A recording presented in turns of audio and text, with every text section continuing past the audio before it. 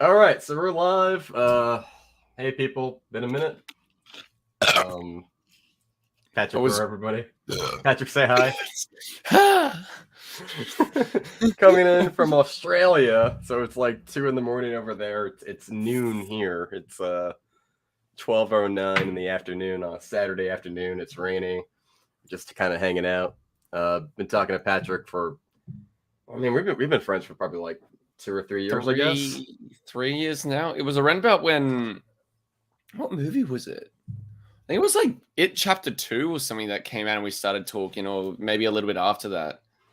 I have no doubt it was a horror movie. That It was tracks. definitely a fucking horror movie, but I don't know which one it Yeah. was. It was either late 2019 or later part of 2019, early 2020. I think Because I no, it was knew we definitely were before friends. that. It was pre-pandemic. We No, didn't meet that's what during I the mean. I pandemic. know it was before the pandemic, so I don't know if it was Right. like right before the pandemic or like a couple months prior. That's fair. Patrick, you've been doing this since what year? Oh god, if you want to include my old channel, which I deleted ages ago, been doing it since 2014, and Okay. then for my current channel since 2017. See, I didn't know that. I Yeah. figured you've been. Why the changeover? So it was back in high school actually when I initially, well, primary school, believe it or not. So primary is what we call our like year one, which is what we call prep, through to year seven. But now, actually, it's complicated. Since 2015, year seven moved to high school, and year six is the last year of primary. But when I went through, year seven was the last year of primary, and year eight was the first year of high school. But the year I went into high school, the transition happened where year seven was the beginning of high school. So while I was in my first year of high school, so were year sevens who were the grade below me. Okay. Try to make sense of that. I don't know, but I kind of the tra- do. I mean, we switch over to high school in ninth grade. Like we go all the way to 8, and Yeah, then because you have 9 through junior, 12 is high middle. school. Yeah, Freshman, because you have sophomore, junior, junior, middle, and senior. primary, high. Yep. Yeah, it's same but different. Awkward turtle, you know. Yeah, and then we call So high so you schools college, and then we call what is it? College university. yeah, it's fun. This is why nobody gets along with anybody because we could never have consistency across the board. No, that's exactly right. It's fun. It's amazing. So in 2017 you started this one, right? Yeah, because I actually deleted my channel at the end of 2015 initially. But that was 2015. That's because I was in high school and everything. I did it for 2 years. And then channel was going well enough. I had like 2,500 subs. I was doing like video game commentary, pre-recording on weekends, uploading throughout the week, like 5 days a week in high school. And even primary school, which primary school was a whole new monster on its own because the equipment I had, I could only record at my dad's. Mm-hmm. And I only saw him once every 2 weeks. So I'd record like 14 videos over a 3-day span and upload them all at once. I'm like, that's good for my quota for 2 weeks. But then I was able to more consistently upload and record because I got a school laptop in year 8. But I had a massive slew of bullying because of it, and name calling and people and blah, blah, blah. I was the easily picked on kid in school because, I was a fucking nerd. Were you just as hairy then as you are now? I was growing facial hair by the beginning of 7th grade. So I was 12. And then as for hair here, my hair was super short at the beginning of year 8.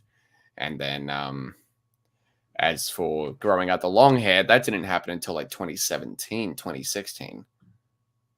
It was right after a breakup, actually. My girlfriend at the time of 18 months. That'll do it. Yeah. So, not. Yeah, I was just a kid with bad acne, glasses, short hair, easy pick on.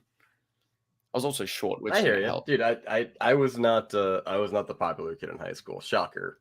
I was about to say, what? Well, Really? mine's Nah. actually, well, mine's a little different, right? So like grade school, I wasn't the most popular kid, but like I went to Catholic school. I went to a Christian Catholic school, which was god awful. It's like you might as well just send somebody to some kind of camp or prison. That's just because that's kind of what it is. So it's like Yeah. this is before all the terribleness of the Catholic Church really came to light. This is before like Spotlight. And shit back in the It was 90s. like Cartman and how he hates the Jews and the movement he goes on after he sees Passion of the Christ. Yeah, a little bit. And we Except had classrooms of. Sorry. No, and we had classrooms of like 20. So like it was like I want to say it's like 70% girls. No, maybe 65% girls. And like you were just stuck with those same 20 people for like 8 straight fucking years. Okay, so, never mind. It was that was us in primary school, but it like slightly changed every year. But we had up to like 40 people in a homeroom. But then everyone like left after year 4 to go to like the high schools where it was like year 5 through to year 12. And then all of a sudden we only had like 20 people in my grade from year 5 through to year 7 at my primary school. And then in high school you have homeroom, obviously, and that's your homeroom.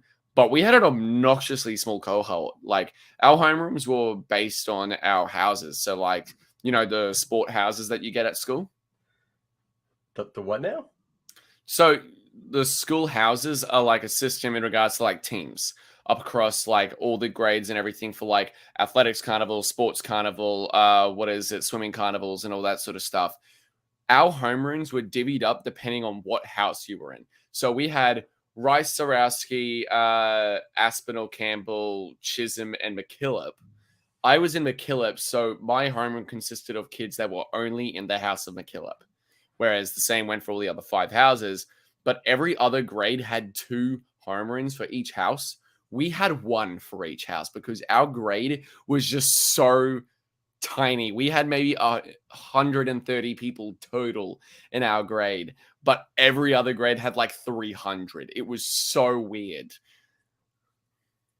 That Australia's a strange fucking place. But you know what? If I was any other country looking at America, I'd be like, hold my beer. You guys are really going for it, because America is just. Hey, I could talk all day about that, but I really don't want to. No, I'm going to. At least Australia hasn't had a mass shooting since 1996. And that's because we actually put gun control laws in place immediately after Port Arthur. That's because you guys get rid of the guns. I've seen the Jim Jeffries bit. No more guns. Yeah, I get it. We got rid of the guns in 97, immediately after Port Arthur. Dude, immediately. I'm so fucking tired of the goddamn Discord on TV. Like, it's like I heard the news like 2 days after it happened, and people had already kind of been up in arms about their stances, their politics, and I'm just like, people are fucking dead, man. Like, shut the fuck up. That's like the thing that keeps playing in my head again and again. It's like, shut the fuck up. It's well, like shut up. Just shut the fuck up. It's like that recent one where the trans guy, I can't exactly remember what they were, but anyway, transgender person, like years out of being in high school, they were ridiculed in high school by the school apparently because they're trans. Well, they were 28. They were 28, were they? So like 10 years later, they shot up the school and everything due to, the ridicule apparently, or whatever the hell it was. And I'm like, no, don't try to justify the actions because of their ridicule when they were in high school. They still shot fucking children. They still killed kids. Yeah. Like, I don't care if you're a man, a woman, transgender, fucking straight, gay. I don't care if you're black, Asian, fucking Latina. I don't give a shit what you are, who you are. If you're going to shoot up a school, if you're going to shoot up kids or kill people in general, unless it's like, they raped someone or whatever. In my opinion, if they rape someone, go kill them. I couldn't care less. Those people deserve to fucking die. And that's the thing that like bothers me too. And like, I don't really have strong opinions about the whole topic. I think what's happened here in the States, I'm sorry if I'm like mansplaining some of this shit or America-splaining. Like, if you probably know half this shit. You need to spread your legs nice and wide for me, darling. Oh God. Anyway, haven't had but no, like I'm sorry if I'm like dumbing it down. I don't know what news you follow, what news you get. So like if I over explain and you're like, shut the fuck up. Huh? TikTok. Oh. But no, we've I mean, I don't know, like Columbine was like the first one, and of course that one was like shocking. I was a kid. I was in grade school when that shit happened. But we've had so many of these to the point that it's just like there's enough dumb people that are just kind of numb to it, or it's become commonplace. Like I was talking to this girl that's a teacher, and she teaches like I think like 5th grade English or something like that. And I asked her because like the topic came up, and I'm like, is it weird for you? Because like are you afraid, or are the kids afraid? And like she says something kind of interesting. She's like, the kids actually aren't afraid. Like to them, it's normal. Yeah, it's been part of their life because like they're like I think they're 5th graders, and she's like it's become some normal that like they grew up in it, and kids are malleable, and when you're that age, it's like you could tell them a lot of shit, and if you tell them this is normal, then that's kind of how they'll see it. But like the teachers are the ones that are like shitting their pants, kind of more or less. Exactly. Like I've got a buddy of mine at work who was born in Australia, moved to America for years, and it's exactly what you said. Like he moved over when he was in like the 4th grade, and he was terrified the first year. The first like month of him being in school, there was a shooting. He was terrified, but he said that all the kids were so calm because they were so numb to it at that point. Like they just got in his files and everything. They just went according to fashion, and he was the only one like panicking. There was only a handful of others that were panicking, not including the teachers who were terrified. But by the time he graduated, because he graduated over in America and then he moved back to Australia with his family, he said, by the time I'd finished my 7 years in America, I didn't even care anymore. And it's like, oh, there's another gunman, because I think he told me he'd had like 4 or 5 shootings happen to him by the time he graduated. And that was only in 7 years. Out of however many fucking school systems there are in America, like way more than Australia because it's a bigger country, he experienced 5 of those in 7 years. And you're telling me that it's the problem with the gunmen. No, the problem is that they are so accessible. Like, I don't have strong feelings because I don't live over there, but it's the lack of just, it's not even a trivial matter at this point. It's so easy, but people don't fucking understand. It's the gunmen because of the accessibility of said tool. I think people understand, but there's so many people that are just like, don't take my fucking guns, which exactly. I don't really understand. I mean, like the guns in America, the Second Amendment was put together back in the day when like people had fucking muskets and they were worried that the government was going to kick their fucking door and you could defend yourself with a musket. That was we live in a time. Years ago, we live in a time where a drone can like just bomb your fucking house at any time. So like the idea of needing a gun for situations like that, the intention has completely changed. Well, it's kind of like Jim Jeffrey says, like if you I'm just gonna say, like, it's like Jim Jeffrey says, like, if you want to have a gun and be John Wayne and tote around with a gun, then just say that. Don't come at me with your I need home security. Like, I got a baseball bat behind my fucking door, and if somebody knocks on it, like, we'll play a little game of fuck around and find out. But like, I don't need a fucking gun to fuck around and find out. I've got one right above my fucking desk. Yeah, it's sharpened and everything too. I have cut myself with it. But the thing is, I don't need a fucking license for this. You look like you're ready to kill Zed from Pulp Fiction.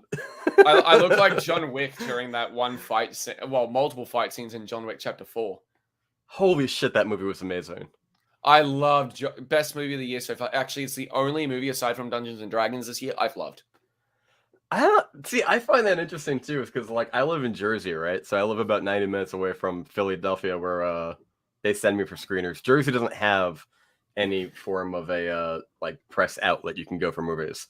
So, but like, they have incest legalized. He's right. I'm not even joking. We've had this conversation.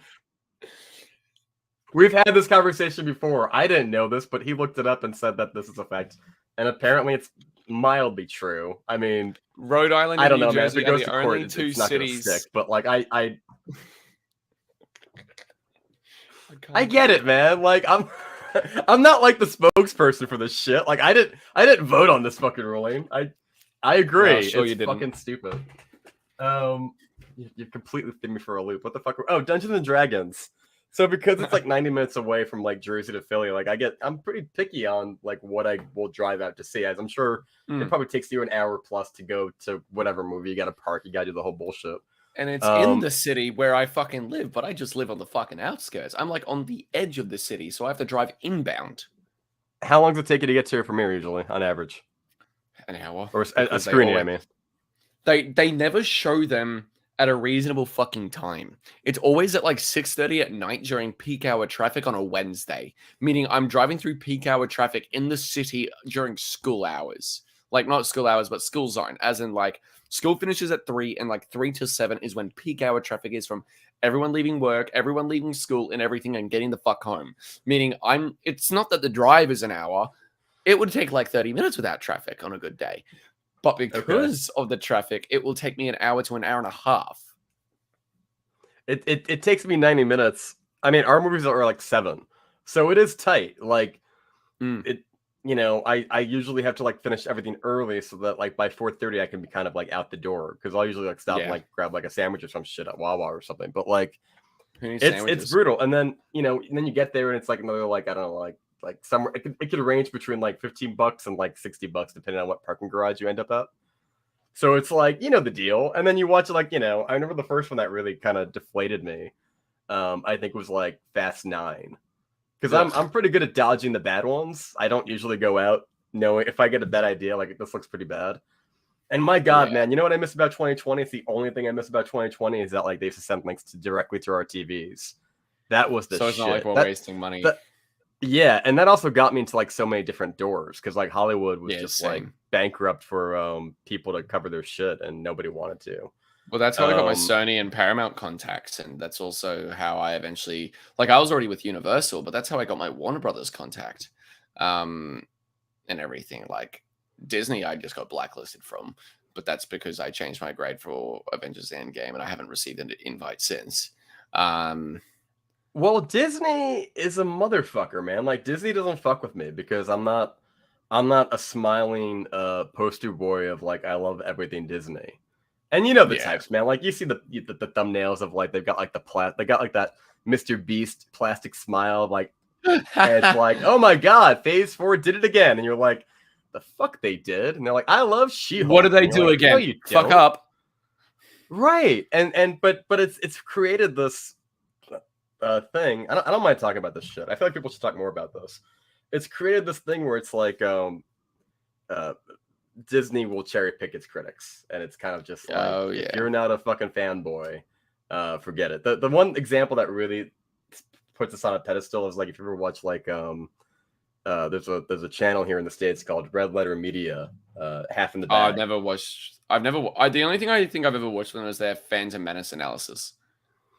Right, Mr. Plinkett and all that. Yeah, they did a special though when The Last Skywalker came out, and they basically just covered in the video. It's like an hour-long video. They were talking about how they cherry pick people, and because they're creating a situation where it's only good reviews. So like what they'll do is like they'll take all these critics and they'll invite them to wherever, and they'll like, oh my God, the Millennium Falcon's in the hallway and all that shit, and they get them all juiced up. They watch the movie. They got blinders on, and then they're just like, you'll read these captions. They're just like, breathtaking. Like, my childhood is complete. I cried, and you're like, bitch. So I fucking hate Disney. Netflix. That's why I respect. I could do without.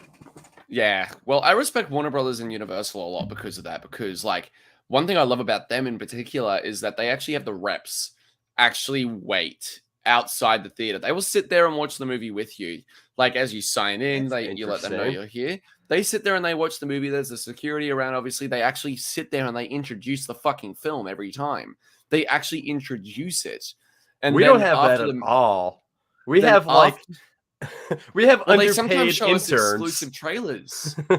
They sometimes show us exclusive early trailers. We don't get any trailers, and I always get the feeling like the people that work for the PR teams that I guess like seat you, they always kind of have this feeling of like, they remind me of like when I was like straight out of school and like doing like reality TV where you were like the errand boy. You'd be like, go get the coffee guy. Do you know? And like they're definitely like in that position, and I have no doubt they're probably underpaid. Half of them look like they're a combination of like plastic smiles of like, hello, how are you? And the other half look like their mouths just don't line up with what they're saying. Yeah, it's just like it's so phony, and it's like it's weird having that level of Hollywood phoniness at your front door in a kind of way, because it's like they're that fucking stereotypically phony.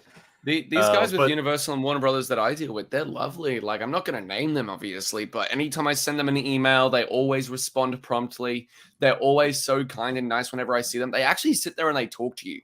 And they sit there and they wait for you after the movie is finished to actually ask you what your thoughts are. And they sit there with a notebook and everything. And they then still invite you. And they're like, oh, yeah, really? Like, when Megan came out and I went to the premiere of that, I fucking hated Megan. I didn't understand what the buzz was, but I walked out and there was this guy talking to her. Basically, what is it? The rep that was there saying how good it was, how much fun it was, how refreshing it was. And I'm like, was it? No. When I was asked by her, I literally just turned around like, Child's Play 2019 was better, and it's essentially the same fucking film. That's a bold statement, Cotton. I don't give it. I don't know. I mean, I haven't seen that in a while, but I have very mixed emotions. You know what? I have mixed emotions about both movies. There's a lot of good and bad that just kind of like balance out where you're just like, I don't need to see this again. Even money. I think I'm out. You see, it's fine. I don't hate it. It's fun. But I don't love it. 2019 could have just been its own movie without being Chucky, because it doesn't feel like a Chucky movie. You need Brad Dourif. You need the campiness. This is like an AI on the fritz. I do like Mark Hamill's portrayal of Chucky, though. I guess. You are my body.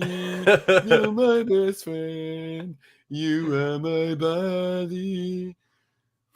I think I like Chucky more in theory than I do in practice, because he's got so much bad content. Like even the TV show went to shit.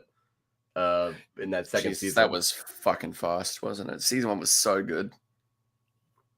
Yeah, well, I don't know. I don't love first half was good, and then the final half was rubbish. Is Jake the main character? I feel like Jake is the main character.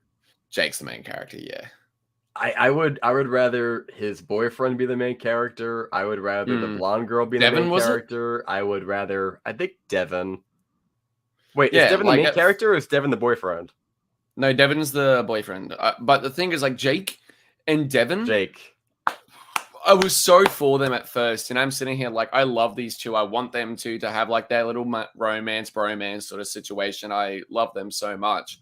But then I realized, all right, that's Jake's character arc done. Like, Devin has so much more to do, and so does whatever the blonde girl's name is. Like, I love the fact that the actor who played Jake and her are friends in real life and have been for a while, but they have no chemistry together on screen because their characters are so, parallel to each other. Jake and Devin? No, the blonde girl. And who?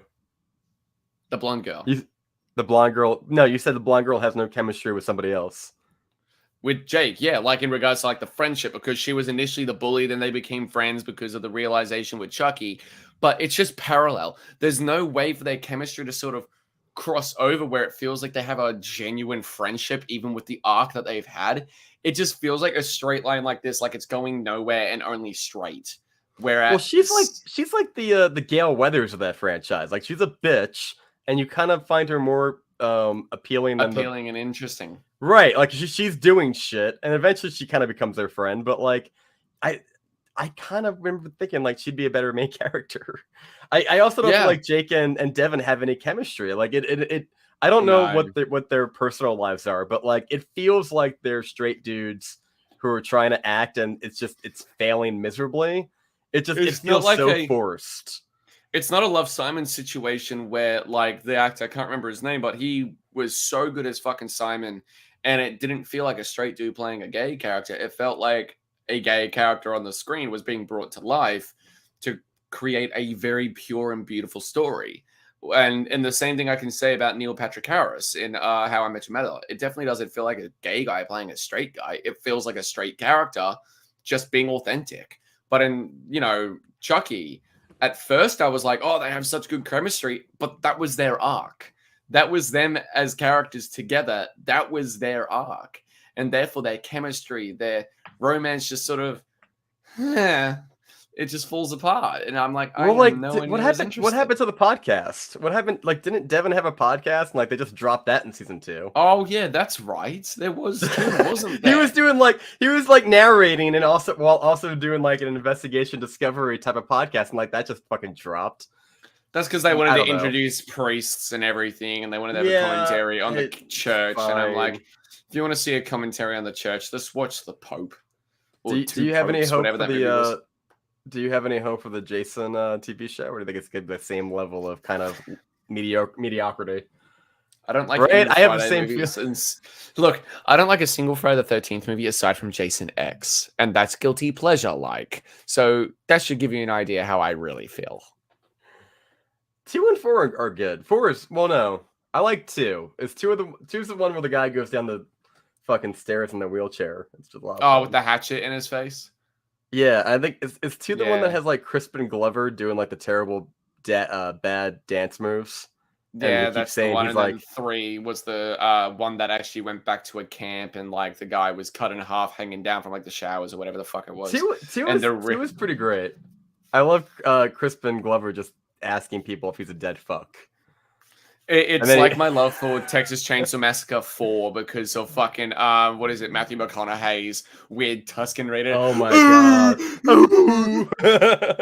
And then he jumps out the window with the funniest scream ever. I remember I got that from like the dollar store when I was a kid because it had like McConaughey and fucking Bridget Jones's Diary on the cover, and I'm like, what the fuck is this shit? Yeah, and they must have gotten them right before they took off. Because it is. Because that movie was shelved for years. That movie was shelved for like 4 years before it was released and had a completely different name than what it was intended to actually be, apparently. And Matthew McConaughey didn't even want the movie to be released. He didn't want his name attached to it because at that point he'd actually grown. Like, hang on. Texas Chainsaw. There's something I want to fact check here beforehand. Chainsaw 4. Texas Chainsaw Massacre 4, The Next Generation. Director. Oh, I thought it was, what was that movie? There was a Hellraiser. I think it was one of the Hellraiser movies that had this. I think it was one of those movies. I thought Texas Chainsaw 4 was one of those movies in the franchises or whatever, where they completely just removed credibility from it. And they were like, yeah, we're not going to actually have anyone's name attached as a director. That's an interesting choice. Okay. No, it was one of the what is it? John Smithy or whatever it was called. Where they give like a fake name to the director or whatever it was. Okay. Yeah. So yeah. All right. Hellraiser. Which Hellraiser movie was it? Was it Hellraiser Bloodline? I have never seen a Hellraiser movie. Is that a bad thing? 1 and 2 are great.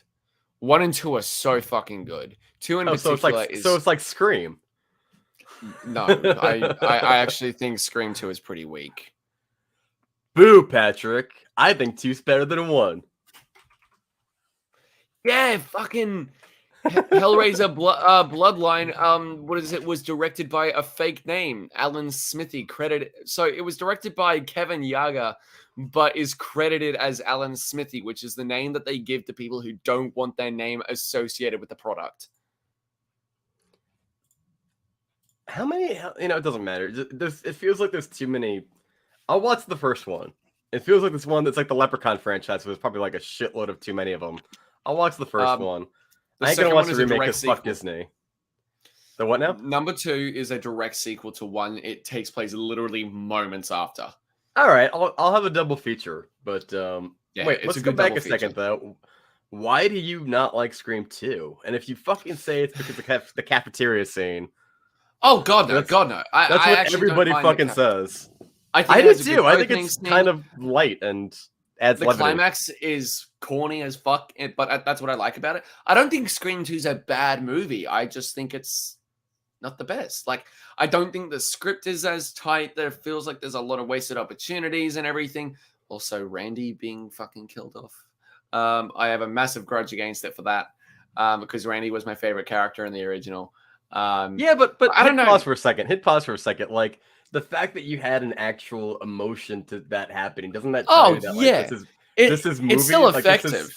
Like I mean, it's a little childish to be like, well, they did something I didn't like, and I'm like, well, No, shit, that's man. Like, not a reason. That's not a reason to why I don't like it. I think if a movie's able to have me feel those emotions, it's a positive for the most part.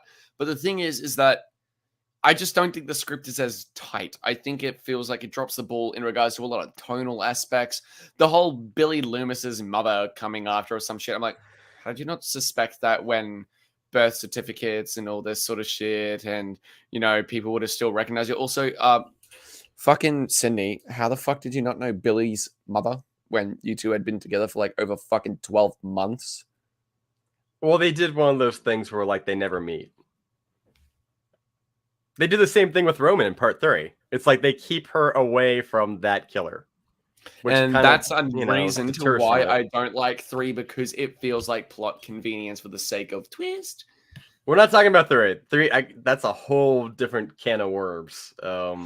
But like, if I'm gonna say like Saw because of like, oh, plot conveniences and everything, this is why I don't like this, because this happens because we've got to have the twist. I can't be biased towards Scream for that reason as well. And Scream 2, Scream 3, Scream 4, they all have that very same fucking issue. Scream 1 and Scream 6, I fucking understand. But a lot of that is due to time. But going... Okay, the thing I felt that was missing the most from part 6 was that there was no Randy death. The core 4 lives.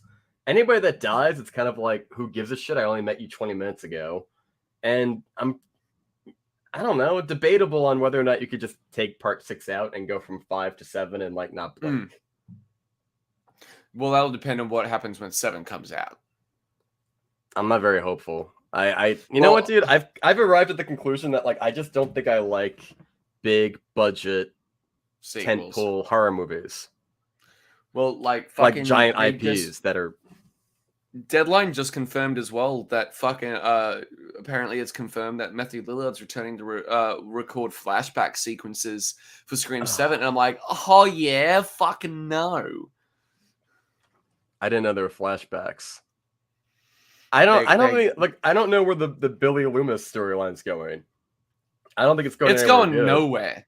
Like, right? I mean, you have the way it's set up is like moments. You have two options. You have two options at this point. You either make Sam a fully blown killer, or you don't. And they're not going to do it because women get shit done. And we can't backtrack on that, and we got to make it. We have to make there's no big swings in the franchise anymore. Not that, I mean, no. The first 2 I'll give you, but after that, like, this movie felt like it was written by an AI, and it felt like it went through a lot of test screenings.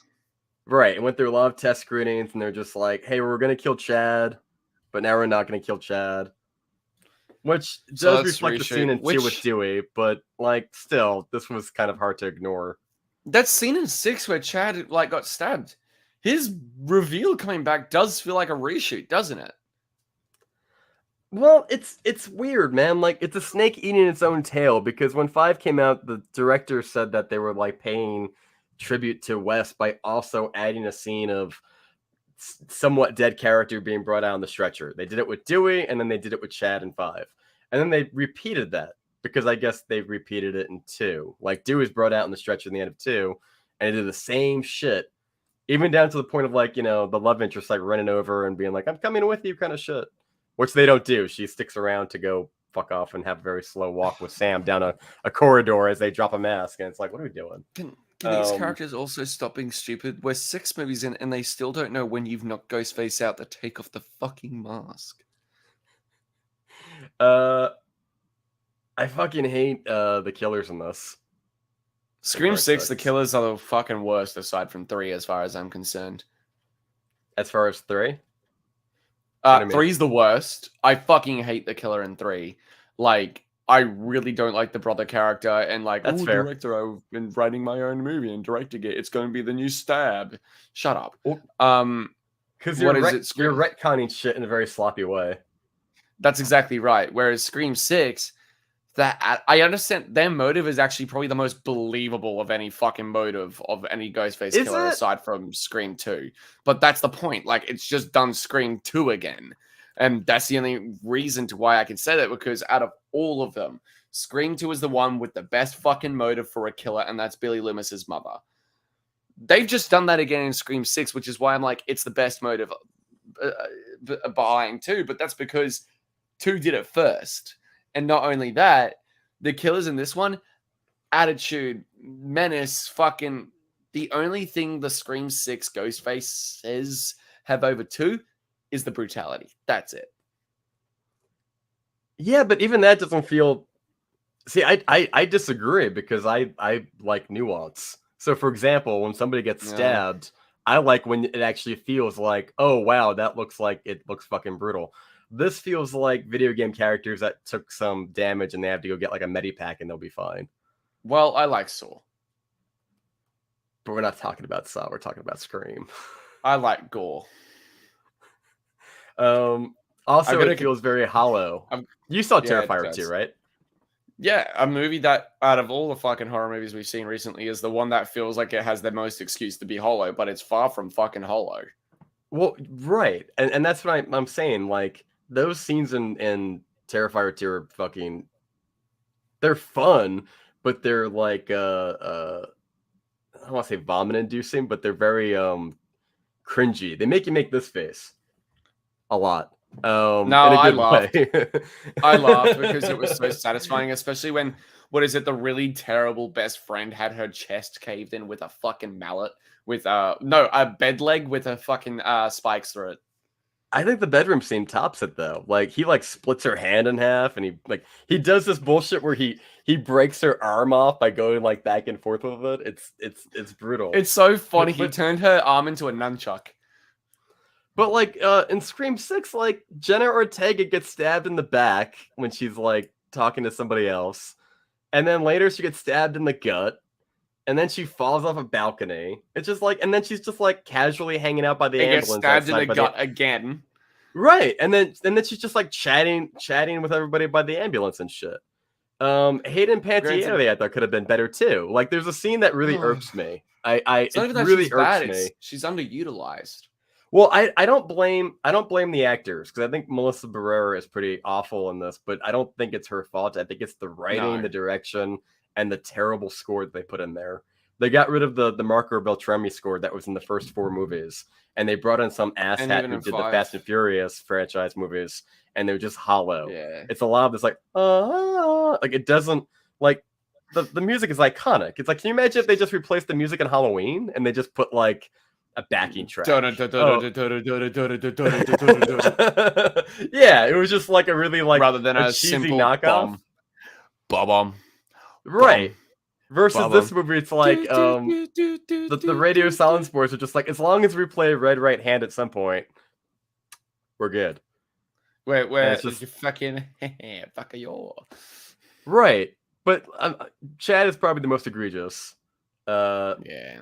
Mindy is a little egregious too. It's like she gets stabbed in the gut like 2-3 times. She gets gutted on the train. Right. So, like, I don't know, like, what would you have me believe? Like, these characters are superheroes, or that these Ghostface killers are fucking inept? Because it's like, just they didn't flat out incompetent. They stab everywhere aside from the vital organ right in the center. No one's that lucky. Like, you would have to be a surgeon and being intentional about it to do what went down. And even then, whereas Tara is just able to simply, with a small, compared to the entire human body, the mouth is incredibly fucking small. And she's able to just go chink right into the guy's fucking throat, like right down his mouth, which, by the way, that made me laugh so hard because I thought it was so fucking cool. I don't know why. Just stabbing someone in the mouth is hilarious. Granted, wasn't it some bitch like smacked in the mouth with a brick in the movie? I don't think you can go back after Terrifier 2. There's that scene in the end where Ghostface comes out. I mean, it's not really Ghostface, but Ghostface comes out and stabs the killer, like, I guess 22 times again, because like, if I can stab your son 22 times, I can stab you. But he's wearing like Kevlar, and like, it's this really lame motion of just like going up and down his arms of like, boom, it's boom, Kevlar. boom, you need at least a 44 caliber bullet to pierce that shit. Right. I just, I don't know. And then there's a deleted scene. Did you hear about the deleted scene in this movie about the killers? I'm gonna buy the fucking Blu-ray. I'll probably watch it. Well, I haven't seen it. They just kind of talked about it, but there was a deleted scene that they talk about how Bailey and the kids. Bailey made the son. I can't remember his name, Kyle or some shit. Yep. Sure. Sure. The one that's like, I was an econ, you know this. The one who wanted to get his dick wet the entire Chad's movie. fucking roommate, the boy killer. Apparently in the original version, the dad made him kill the mother because the mother didn't want to go along with this killing idea. So there's that. And then you look at the beginning of the movie where you know, I don't know. I feel bad for Roger L. Jackson because they're just giving him terrible fucking things to do. But there's that scene where like, who gives a fuck about scary movies? Your son does, and that's why you bought a giant shrine because he loves those, and you know that, and you're finishing his movie. So what the fuck does that line even mean? It means nothing, and it's sort of like a distaste, I should say, or a facepalm to the rest of the franchise, because Scream has just really been a commentary on horror movies this entire time. So why the fuck does that line in there, and how does it make sense? But I'd argue even that has fallen by the wayside because now it's just eating its own tail and repeating the same plot points and tropes of it's a lot of like winking to the audience, I feel. Like too much. Wink, wink. But like they don't even like refer to movies anymore. At least in the last one, they're like Babadook, It Follows, and some other shit. This one is like, nope. I found that one scene cringy when Mindy was like, "We're in a franchise." Mindy's like my favorite character in these recent two movies. She was in the first one. That line she was in the first one, and that became Chad. Into a ball, and then wanted to fucking suck an old women. Well, like she does that, and like they cut to like the reaction shots of words like "ugh," and I'm like, this is how the audience feels. The audience is like, fuck this. Again, it's just the director may as well come into frame and be like, wink, wink, wink, huh. Well, I went back and I started watching Scream 2, and I'm like, I have the script and I have the movie, and I'm looking at them side by side, and it's very clear that the there you go. I choose Silent Hill over Scream. All right. It's the original PS1 version. I even own a PS1 because of it. I spent $401 on this. You're an idiot. Because I hate money. Couldn't you just find an emulator online to play a PS1 game? Fuck off. You know those things that are free? You know those things that are really tiny in your hands because they're like, less than half the size of a PS5 fucking controller without the thumbsticks? Yeah, I wanted to play on that because I hate myself. I got one of those fucking things. It looks like, I don't know. Is that different from a PS5 or PS whatever the fuck you got? No. I'm talking about hang on. Sudgy, I choose. Well, Star Wars is going to shit with Mando Season 3, Bad Batch, and the recent movies. So, Harry Potter. What are you looking at? The comments! Hold on. I'm only looking at... Oh, wait. I see it now. Hello. Choose one, Harry... Okay, duh. I mean, tomato. Mine's like a mix between like a SNES and a PlayStation. I mean, I play SNES games because we get it. There's Patrick. no thumbstick. There's no thumbsticks. I have to play with the D-pad. So to actually control the character when walking around, I have to do this. All right. I feel like we were talking about Scream 2, and then you just fucking went on a fucking tangent. And to answer your question, Saji, I've never seen a Harry Potter movie except for the first one. So I guess I picked Star Wars by default, but I kind of hate the sequel trilogies. Prequels are good. Originals are amazing. Choose Resident Evil. This is the French edition. All right. We'll start again. But no, Patrick, I had a point. The point I was trying to make is that if you watch Scream 2 and you have the script next to it, Wes Craven was a master of like going like, okay, this is the script. It's very bare bones. This is good. This is good. This is good. these people are going to improv this, and you have a good scene. When you watch the new one, I get the feeling that they're doing a direct translation of the script, and that's why it's fucking boring as shit. These actors also don't really have a lot of personality of their own to bring to the movie, so it's kind of just like... No, they don't. And I don't know if it's because we kind of live in a world where like everything has to be... they have to go through each scene with a fine-tooth comb to make sure it's acceptable for a modern audience, but it feels that way. Do you want to play PS5? Oh, wait. Do I want to play PS5? I don't have a PS5. I have a PS4. That's what I mean. Oh, wait. You want to play Xbox? But Patrick, you know what I do have? I have a collar that doesn't stretch the fuck out. This is just the design. Thank you very much. We have a commercial here in the States, and they play it all the time, where it's like they're on a date, and the guy's like, "Oh, you look so pretty," and like the girl's like, "And you look incredibly comfortable," and he has a shirt just like that, and I think it's for like laundry detergent or some shit. I just want to show off my chest hair. It's not a V-neck; it's a U-neck. It's a you go fuck yourself. What are you smoking? No. I thought you quit, Patrick. You thought I quit publicly. You thought I quit. Saji says, "Oh my god," probably because I've never seen a Star Wars movie.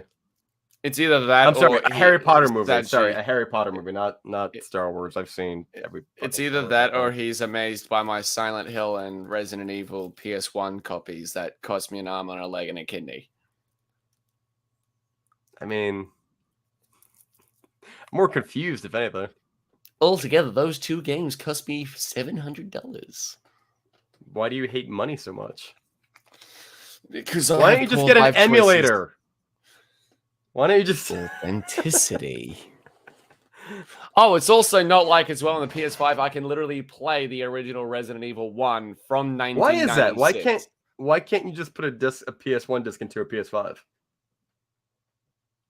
Why can't you chuck an Xbox sticks into a PS5? No, I'm saying like you have the PS1 game, right? Correct. But you can't play it on a PS5. No. Fuck PS5. Old hardware. I also like the idea of memory cards. But that's my point, is that like I feel like every time there's a PlayStation, it always was like backwards compatible by at least one generation. And now PS5 is like so busy sucking its own dick that you would think that they would cover the first games. Memory cards. God. Where's your Game Genie? By the way, this is 1 megabyte. That's how tiny. That's how tiny games used to be. This is a single megabyte memory card, and it's able to store save files for up to 10 games. Where's your N64 Rumble Pack? I actually have one on order. Want to play some GoldenEye? Oh, fuck yes, I want to play some GoldenEye.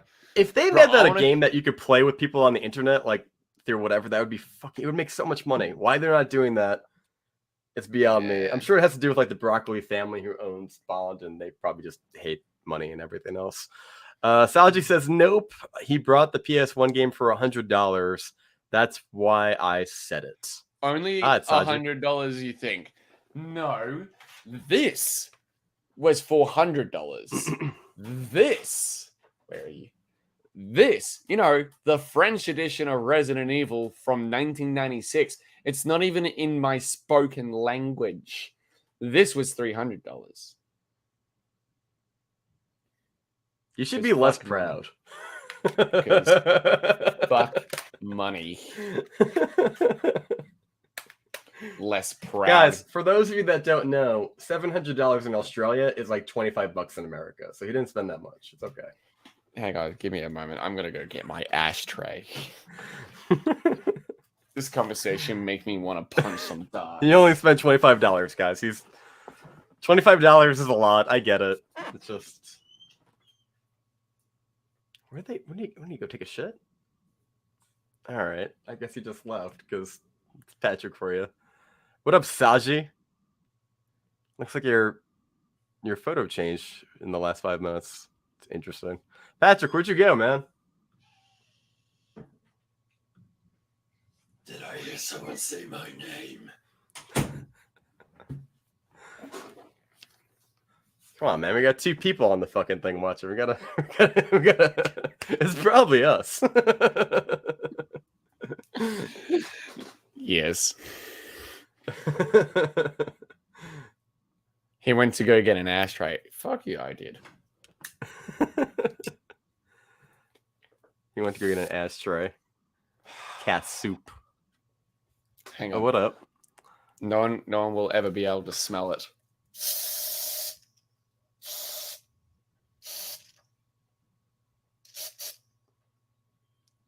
Was it like a can of poop away? Like, what is that? Antibacterial Power Force You Plus. probably shouldn't inhale that. I wouldn't spray that in front of your face, but do you? Oh, death. Is YouTube gonna slap me in the cock and be like, well, we're gonna take this video down because your guest was smoking a cigarette? And I'm literally watching an anime currently based around suicide. So hey, it's getting me in the mood, right? That was dark. They're go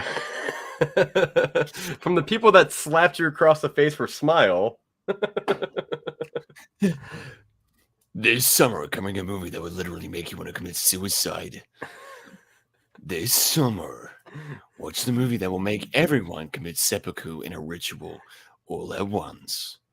I'm sure a lot of YouTubers kind of like who are in our world kind of resent the shit out of Smile because it's like it's the most like, yeah, no, you talked about this topic, so we're gonna cut it on you. We know it's in the trailers and shit, but like, too bad. Fuck you. This is a safe place for I don't know, whatever. I don't fucking know. Hey, when there's a horror movie based around suicide with a good concept that has some of the shittiest writing I've seen in a horror movie ever, compared to an anime that actually has great commentary on the matter on how to change the past and everything to prevent suicide, I'd rather choose the anime. Yeah, anime is probably going to be the way of the future, man. I think it's going to be anime, maybe a little bit more like John Wick, Kung Fu kind of shit. I think the superheroes are kind of done. Horror's going to keep trucking along. I mean, anime's been fucking so spry recently. Like, dude, there are more animes I'm looking forward to than movies this year. And it's getting more mainstream. Like, you know, obviously we had Spider-Verse, but Puss in Boots was pretty fucking good. They're doing more I showed you that clip the other day of Fate's Stay Night Heavensfield, and you were like, this looks sick. I did watch a couple episodes of Chainsaw Man. What did you think? And I think it's fucking funny, man. Like the whole like him being like, I just want to cop a feel. I'm like, this is fucking great. Yep. I need to go pick it back up because I put it down. Yourself? Can you feed yourself? Yeah. Actually, I don't think I can. Open wide. Say arf. Salji says, "What is your favorite anime?" Mine. I haven't seen a lot as Patrick has, but it's easily Death Note for me. Death favorite Note anime. Oh, all right. Favorite anime movie would either be My Neighbor Totoro or what is it called? Your Name. Favorite anime show would be the Ghost in the Shell series, or even though it's really fucking long, I have fallen in love with it over the last 12 months. One Piece. So for those of you that know what the fuck those are. One Piece is over 1,000 episodes now, by the way. I don't know shit about. Like I said, I've seen a couple of episodes of Chainsaw Man based on his recommendation. I've seen more movies than I have like TV shows. Right. And I'm blanking on the fucking names right now. But yeah, man, Death Note was fucking amazing. I remember the Netflix movie came out, and the trailer looked decent because it had Willem Dafoe as Roku. His name isn't even Ryuk. Ryuk. I'm like, Roku is the name of my TV. Oh no, Ryuk. Is it Ryuk or Ryuk? Ryuk. Yeah. And I remember just like binging the entire series before the movie came out, and it was amazing. And then I watched the movie, and I want to jump out my second story window. I want to find the tallest what do you call it? Ferris wheel. No, I want to find the tallest Ferris wheel and then jump off the top of it, just like in the movie. I was gonna say you were looking for your favorite. What is it? The tallest anime character. I'm like, currently it would be Eren Yeager because of his, founding Titan form. I really don't like Attack on Titan right now. I am so fucking over it, and they are milking the cow hard in regards to this final season. Like, what have you they've seen literally. Attack on Titan, the final season has literally been the final season part 1, the final season part 2, and now they just released the final season part 3, part 1, and then the final season part 3, part 2 comes out in October. Like, fuck off. That kind of sounds like the States, what we do over here as far as like releasing shit. We do that a lot, where it's like, hey, here's season 5, part B. And you're like, fuck, I hate this so much. Like what they're doing on Netflix right now with shows like You. Do you watch You? Because I've seen the first season of You, and I thought it was like not good. Average. But very average. Yeah, I committed to it because I wanted to see what the hype was about. And it's just as average as that Sex Life show, except the only thing average about it is the quality of the content, not the male prostates in it. Yeah, well, it's just schlock, and I don't know how they got 4 seasons, 5 seasons. They've just announced the 5th and final season. Okay, he looks more fancy with every season. Like yeah. Right? Like every time I see him like in a trailer every couple of years, like he's got like a nice like he's like a librarian with like a nice like ascot and a little hat. I'm just like, dude, he's embracing his inner Thomas Shelby now. It's almost like American Psycho, but like let's do it like Riverdale, and not have a mummy. Let's make it the most. Yeah, I don't know. I haven't seen the later seasons, but I guess if you like melodrama, but I'm over it. I'd rather stick to good shows like Bates Motel and all that sort of crap. Bates Motel was great. But that's another one. Like I think I stopped around like season 3 or 4ish. I couldn't tell you exactly, but it kind of got to that point. That's another show where they kept fucking with like when they released it. So like the season would move, the day a week, the time. It just became one of those things of like, eventually I'll just stream it. But I was in high school when it was premiering, and I'm like, I'm busy watching The Walking Dead and being disappointed by that. I am going to hold on until the final season is out. The final season is out, and just binge the entire fucking show because I am so sick of it and how they're releasing this crap. That's how I was with Bates Motel. I was already fed up enough with being disappointed by Walking Dead. So I just binged the fuck out of Bates Motel after it finally finished airing. Did you see the end of The Walking Dead? Did you watch the finale? Yeah. You did? You totally did. You get that look of shame that says like, I fucked that ugly girl, and you're making that face.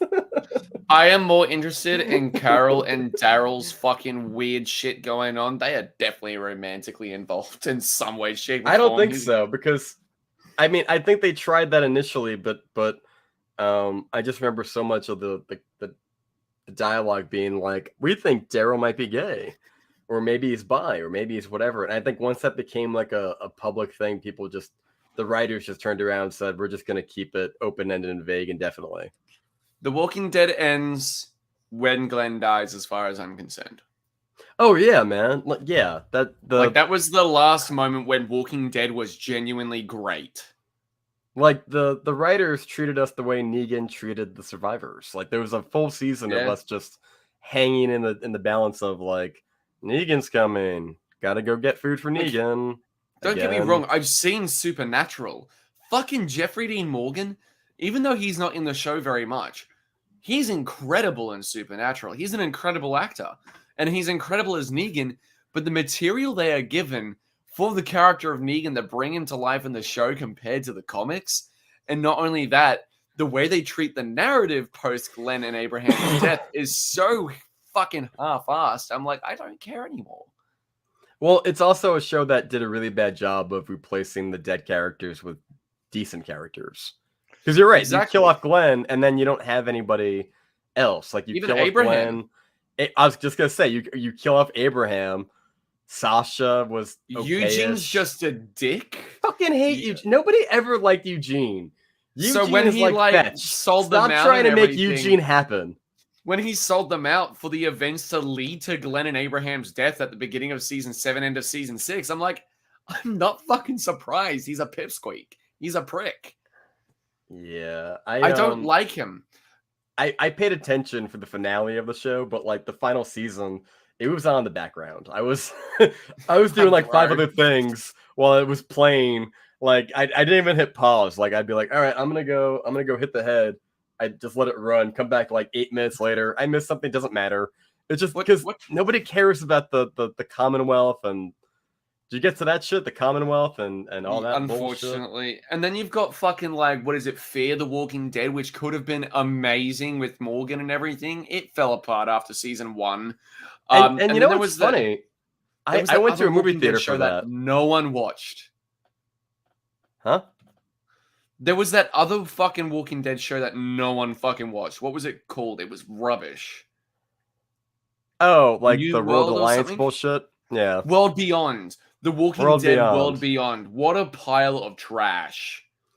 I went to a Fathom event. It was like a movie event. It was like the finale of like Rick versus Negan, and the episode that would follow right after in the movie theater would be like the premiere of Fear the Walking Dead, which was like a tie-in. Like it's like, hey, Morgan is leaving this show to go that show. And I watched it, and it was okay enough in the movie theater because like it was a double feater, and it was kind of cool seeing the giant battle with Negan and Rick and all that. But I tried watching Fear the Walking Dead after, and it was just like, dude, I don't. It's, season for 1 one, was fine. it's way too fucking preachy. It's like they play it on Sundays, which feels like not a coincidence, and it just feels like the same repeated bullshit of like, I lost my faith. No, wait, I found it again. Okay, now this character lost their faith. No, wait, they found it again. And it's just, you go through it again and again. I'd rather sit here jacking off with sandpaper and playing Monopoly Madness on the PS5 than ever watch Fear the Walking Dead ever again. Well, that'll be the next podcast we do. What, me jacking off with sandpaper playing Monopoly Madness? I'll have The Walking Dead on my screen. I'll be watching it, just eating popcorn, while you're just casually wanking it with sandpaper. And slowly, like, you know, giving myself a botched circumcision. Yeah. Treating myself like Patrick. Treating myself like the fat guy in Human Centipede 2 when he's in the parking garage fucking jacking off with sandpaper watching Human Centipede. I saw the first one as a joke, and then I don't know how you've seen the sequels, but you're a glutton for punishment. You like terrible the first one. Okay, schlocky horror movies. Yeah, you can. I don't hate the first Human Centipede. I think it's okay. I honestly think it's okay. I believe you. The concept is gross and fucked up. Don't get me wrong, but isn't Terrifier, isn't Hostel, isn't Saw?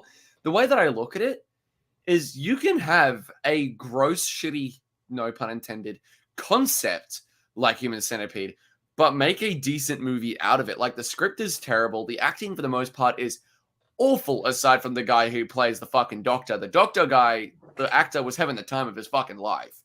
And he was actually really good in it. The two girls, horrible. But the thing is like, the production design, the production value, the directing, the fucking cinematography, the lighting in that movie is fucking gorgeous. Like, there's one scene after the centipede is like created, and it's like the birth of the human centipede, and it's this beautiful orange warm lens representing like a sunrise, the birth of the human centipede. I'm like, this is a beautiful scene for how awful the visual is of the human centipede itself. Like, I will defend that first movie to the day I die, and I'm being serious. I don't doubt your sincerity. I don't think it's a good movie. I believe that you believe it. I just like, it's one of those movies like you watch it once and you just go, I never need to see this again. And there are movies that are exactly like that, where you can watch it once, enjoy it once, accept it once, and then shelve it. I won't go out of my way to watch Human Centipede. I definitely fucking wouldn't, unless it's to traumatize my sister like I did for a video. Anyway. But the thing is that just because I will never watch it again or I won't seek it out, doesn't mean I can't acknowledge that it is a strong movie in many aspects. Yeah, but I mean, it isn't ass to mouth movie. Hey, do I need to bring up our previous conversation about you and a rim job?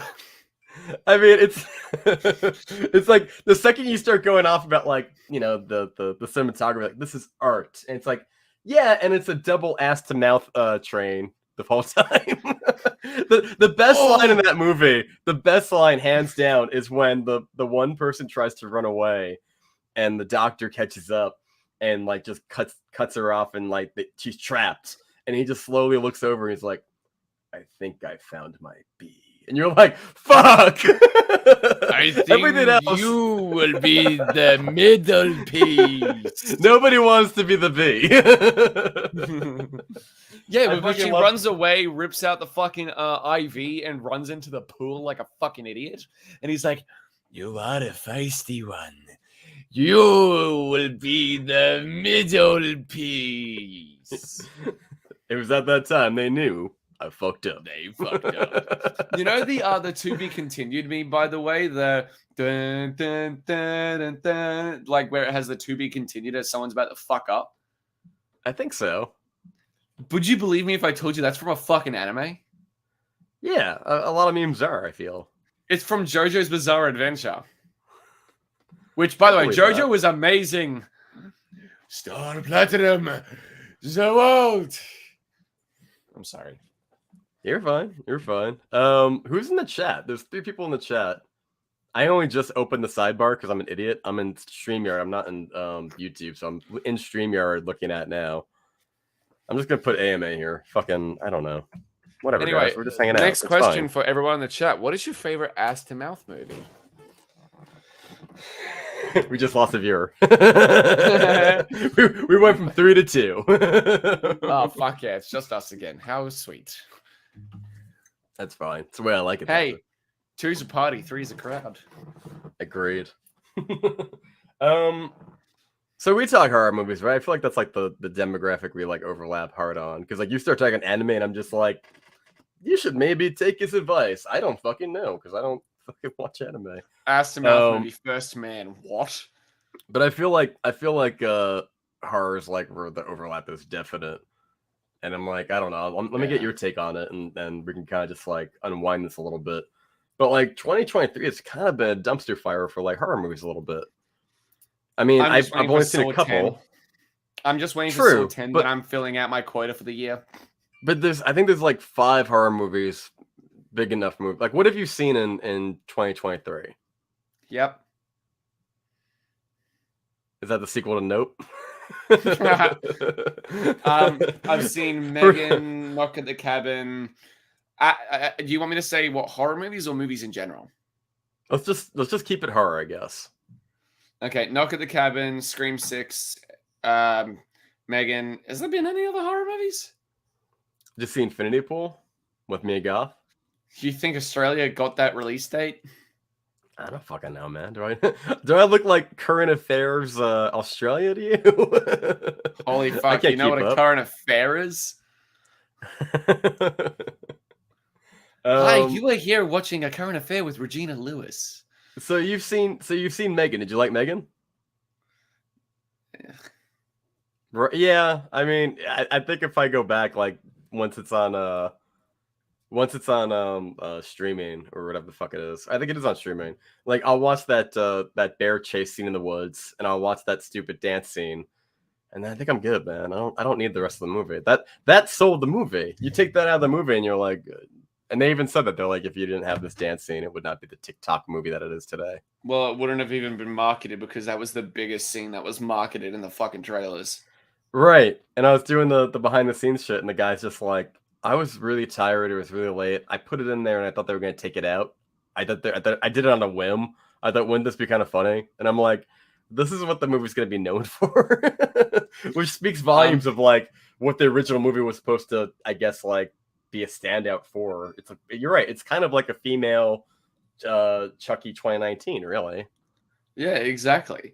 Saji in the chat said Gravity and Interstellar. I don't know if he's asking what we'd prefer, but I would personally say Gravity. He also said First Man. Oh, that was ass to mouth. What is it? I choose Gravity. Gravity. Love me some Sandy B. I mean, I personally would pick The Martian, but that's not on there, so I'm gonna go. I like The Martian quite a bit, actually. Right? Like, that movie is perfect in so many ways to me. It's like so good. It's such a feel-good movie where it's like Moneyball. I can kind of just put it on and it relaxes me. Gravity or Interstellar? Gravity. I'll be honest, I'm not a giant fan of either, really. Like, I find them to be a little. Like, I don't love Interstellar, but I think I like it slightly more than Gravity. I think Gravity is more watchable in like a theater experience overall, but I also think it's a better movie than Interstellar. And I'm also a fan of any movie where George Clooney gets what he was get for the sake of, fucking up Batman and him floating off into space. Like, he kind of deserves that after George Clooney when he Buzz Lightyears off into the yeah. Wait, what were you saying? How Batman? Yeah, he fucked up Batman with Batman and Robin, so he deserves the float off into space and die of suffocation. And how painful of a death would that be? Because after you run out of oxygen, wouldn't your body sort of implode due to the pressure and everything? I mean, I am not an astronaut, but I do think you pass out before anything really bad happens. I think if you're deprived oxygen, you just get more and more tired, and you kind of just pass out and die. I think. I don't know. I wanted to be painful. If I ever get buried alive, I'll. Well, I guess I won't let you know, but I'll know. That's a good movie. Buried with Ryan Reynolds is a great movie. I watched that when it came out, and I was looking for something to like pick me up, and that was not the movie to put on. I was just like, that's the ending? I'm like, I was like hitting the side of my TV. I was like, did the TV go black? There's more, right? Like, nope, that's just the bleak ending. Have you seen Missing? No, I haven't. It came out here, but I was really busy that week at work, and I never got around to it. Because I feel like that has parallels to Buried, where it's like it's in real time. It's kind of like Searching, which maybe you did see, where it's like it's all on the computer Searching. screen. I loved Searching. Searching was you gotta check out. You gotta check out Missing. It's great. It's I'll be like, I don't know. We live in a time in 2023 where like everyone's on their phones, but you don't see that in movies because it's boring and awful. But this I'm not on my phone. I don't know what you're talking about. Right, but it felt more immersive. I would definitely check it out. Sanjay wants to know, DC or Marvel? I'm a DC fan. Neither. Have you seen the new slate of DC? Yeah, I've seen it. I've seen the new James Gunn slate. I choose manga. Shonen Jump. I mean, traditionally speaking, I don't know. Like, it depends what we mean. Like, if we're talking about like if you took the best that each had to offer. So if you took your best DC movie and your best Marvel movie, what would kind of land on top? And you can go back to the 80s or whatever. It doesn't fucking matter. DC. What's your movie? Batman. Keaton. Original. Nice. Yeah, I mean, I kind of like Batman and Batman Returns. In case I'm not gonna lie. I thought there was a fucking lawnmower sitting up on your desk. Nope. From the camera, it looks like a lawnmower. I refuse to throw it away. It's been in storage units, and that's been brought out of storage units, and it's just like one of those like things that like a kid would have. Like, you drive around like a little Jeep, but they made one for like Batman Returns, and it was in my basement for years, and I'm like, I just refuse to part with it. It's worth a bit of money online too, and I'm just like, it's just too fucking cool. It's my favorite car of all the fucking cars in the Batman. That's kind of like my I don't know where it is. It's currently in storage myself, but I have one of the original Hot Toys from 1978 when the original Star Wars came out, and it's a TIE fighter that you can take the wings off and the fucking hatch opens where you can put a little stormtrooper in. It's a 1978 fucking Hot Toy that's like this big.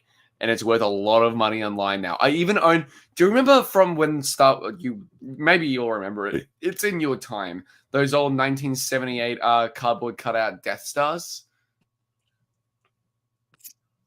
78 fucking time, man. Like. Oh, sorry. I forgot you were a little older than that. Okay. Because clearly I'm like 50. Yeah. What were we talking about? DC and Marvel. I mean, they're both on the downswing right now, right? Like they both are. Like we were talking about this before with the horror movies. Like superhero movies are in the shitter because like what do we got? What is Shazam? Shazam is DC. Forgettable. Oh, right. But it's yes, it is DC. DC. It feels like it's trying to be Marvel. I didn't see Fury of the Gods. Did you? Uh-huh. So that's good. I like the first Shazam, and that's why I'm so disappointed with the second one. Shazam Fury of the Gods is a really, really bad fucking movie. I think I have to go DC because you're right. I'm a big. I actually like Batman Returns more than Batman, which is kind of a parallel to me like Scream 2 more than Scream. I like Returns quite a bit. It's just like it's glossier. Michelle Pfeiffer is fucking amazing in that. I heard she was supposed to be the new one. They cut it, and that just means they can't do. Well, that's upsetting because Michelle Pfeiffer is hot. She's still hot. That's what I mean. She's a gilf. Mom. She's a mommy to me. No, I'm even going to say that about Sigourney Weaver. Even to this day, Sigourney Weaver isn't that bad looking. I'm going to be honest. You know what's fucking wild? I was watching a deleted scene. You've seen the deleted scene from Terminator 2 where they show like the Sarah Connor is like made up in like old people makeup. And she's like, oh yeah, I survived the apocalypse and the Judgment Day never happened. And she's like at a playground watching her kid. If you look at her in that scene, she looks just like Michelle Pfeiffer in Ant-Man the Wasp. It's uncanny. Really? Yeah, pull up a picture. You'll see it. It's like it's the same like draping brown whatever and the hair. And I'm looking, are they trying to do something with that? It's odd how similar it is. Images. No fucking way. Right? I'm watching it, and like nobody said this. I'm just watching a documentary about Terminator 2, and I'm like, she looks like that fucking Ant-Man the Wasp trailer. I'm gonna be honest. I got to see a double feature and a triple feature, in theaters after theaters were reopened after COVID. It's a weird triple feature, but I got to watch Alien, Alien 2, so Aliens, and Terminator 2 back to back in theaters in 3D. So Aliens 2, Terminator 2. No. They didn't show Terminator 1. They just showed Terminator 2 Judgment Day. Okay. So there was no T1. Yeah. It was just Aliens, and T2. They showed all three of those back to back in an event, and it was the weirdest T1. Fucking triple. It was the weirdest fucking triple feature I've ever been to because what the fuck do they have to involve aside from sci-fi? But at the same time, like it was the best comeback to fucking theaters for me because I'm like, these three are movies I fucking adore.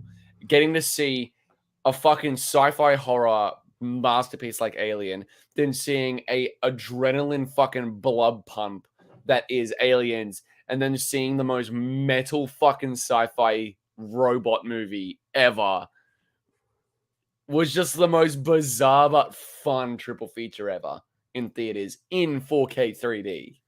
How would you rank them? If you just the first two of each, like all four movies. Oh, so Terminator 2, Alien, Aliens. Yes. So worst to best? We'll keep it classy. We'll keep it with good movies. Worst to best. So worst would be The Terminator, in my opinion. The Terminator. Mm-hmm. And then you can like pick your number one and work your way in the middle. I'm not. I think Alien is the best. Alien is the best, personally. Alien. Okay. So the first one. That's me personally. But T2 and Aliens are so fucking good. It's tough. It could go either way, but I would say T2 is better than Aliens, but Alien is better than T2. So you got T2, Aliens, Alien, Terminator. No. So the worst is The Terminator. T1, yeah. T1, and then Alien 2. Really? And then okay. T2, then T2, and then Alien 1. That's right. You love Alien. See, I think it's where I differ. adore Alien. I like Alien, but like it's like eating a hand. Well, I It's don't like know. eating a hamster with chopsticks. Wait. Yeah, I don't know. I think T2 is my number one, Okay. and then Aliens is pretty fucking good. That's got to be number It two, right? is. I mean, So I have really it at just number like 3, but the Terminator. thing is, that's hard because the Terminator being my least favorite of the 4, even though it's a good movie, is an easy fucking choice. But those other 3, man, like they're just so fucking good that it's just hard. I don't know. I think I'd rather watch the first Terminator than the first Alien, and this could change tomorrow, mind you. Like they're that Yeah. good and interchange. But yeah, I think I'd rather watch because I mean Alien's good, but there's a lot of sitting around. I feel like the tension never stops with the first Terminator. Technically, the correct rhyme is Alien is good because Aliens is good. Okay. Plural titles are so much fun for sequels. I think they're all fucking amazing. I mean, it's just, Yeah. I was watching a bit on the first Terminator. Like, I love how in the first one, like, if you look at Arnold, he's not wearing like his leather jacket. He's kind of got like messy hair, and he's wearing like a gray jacket that's like studded. Like it's got like a V line of studs. I'm like, who the fuck would wear this? your clothes, and also your motorcycle. That's what happens when you steal clothes from Bill Paxton. Yeah. Bro, I forgot Bill Paxton was in that with that, what is it, that blue mohawk or whatever it was? Yeah. It's like, oh, let me guess. Laundry day. Yeah, it's like they're all naked and shit. It's so fucking fun. Like, again, I love the first Terminator movie, but it's easily the weakest in my opinion. And I think it's because James Cameron was being very experimental with that film still, and he finally found the footing with T2. And T2 was just a gnarly... Look, I think the only way to describe T2 is how I describe Chainsaw Man, and that's metal as fuck. Like, T2 is a very metal movie, from the soundtrack, the insane stunts, the action sequences, how big and bizarre and loud it is. Like, T2's a loud fucking film. That's why I like T2 more than Aliens, because like, I mean, T2 has a helicopter practically fly under a couple of underpasses and then crash, and it's all fucking practical. The scene Same where, thing with the truck driving off of the overpass and everything, while John Connor's just on this little puny dirt bike.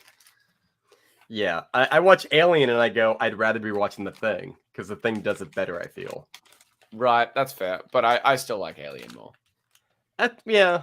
I have a slight bias to Alien, but yeah. Did you see, in both Alien and Terminator, did you see 2 before 1? No. So I saw Terminator 2 before I saw T1, but I saw Alien before Aliens. I grew up watching the original Alien on VHS because of my mum.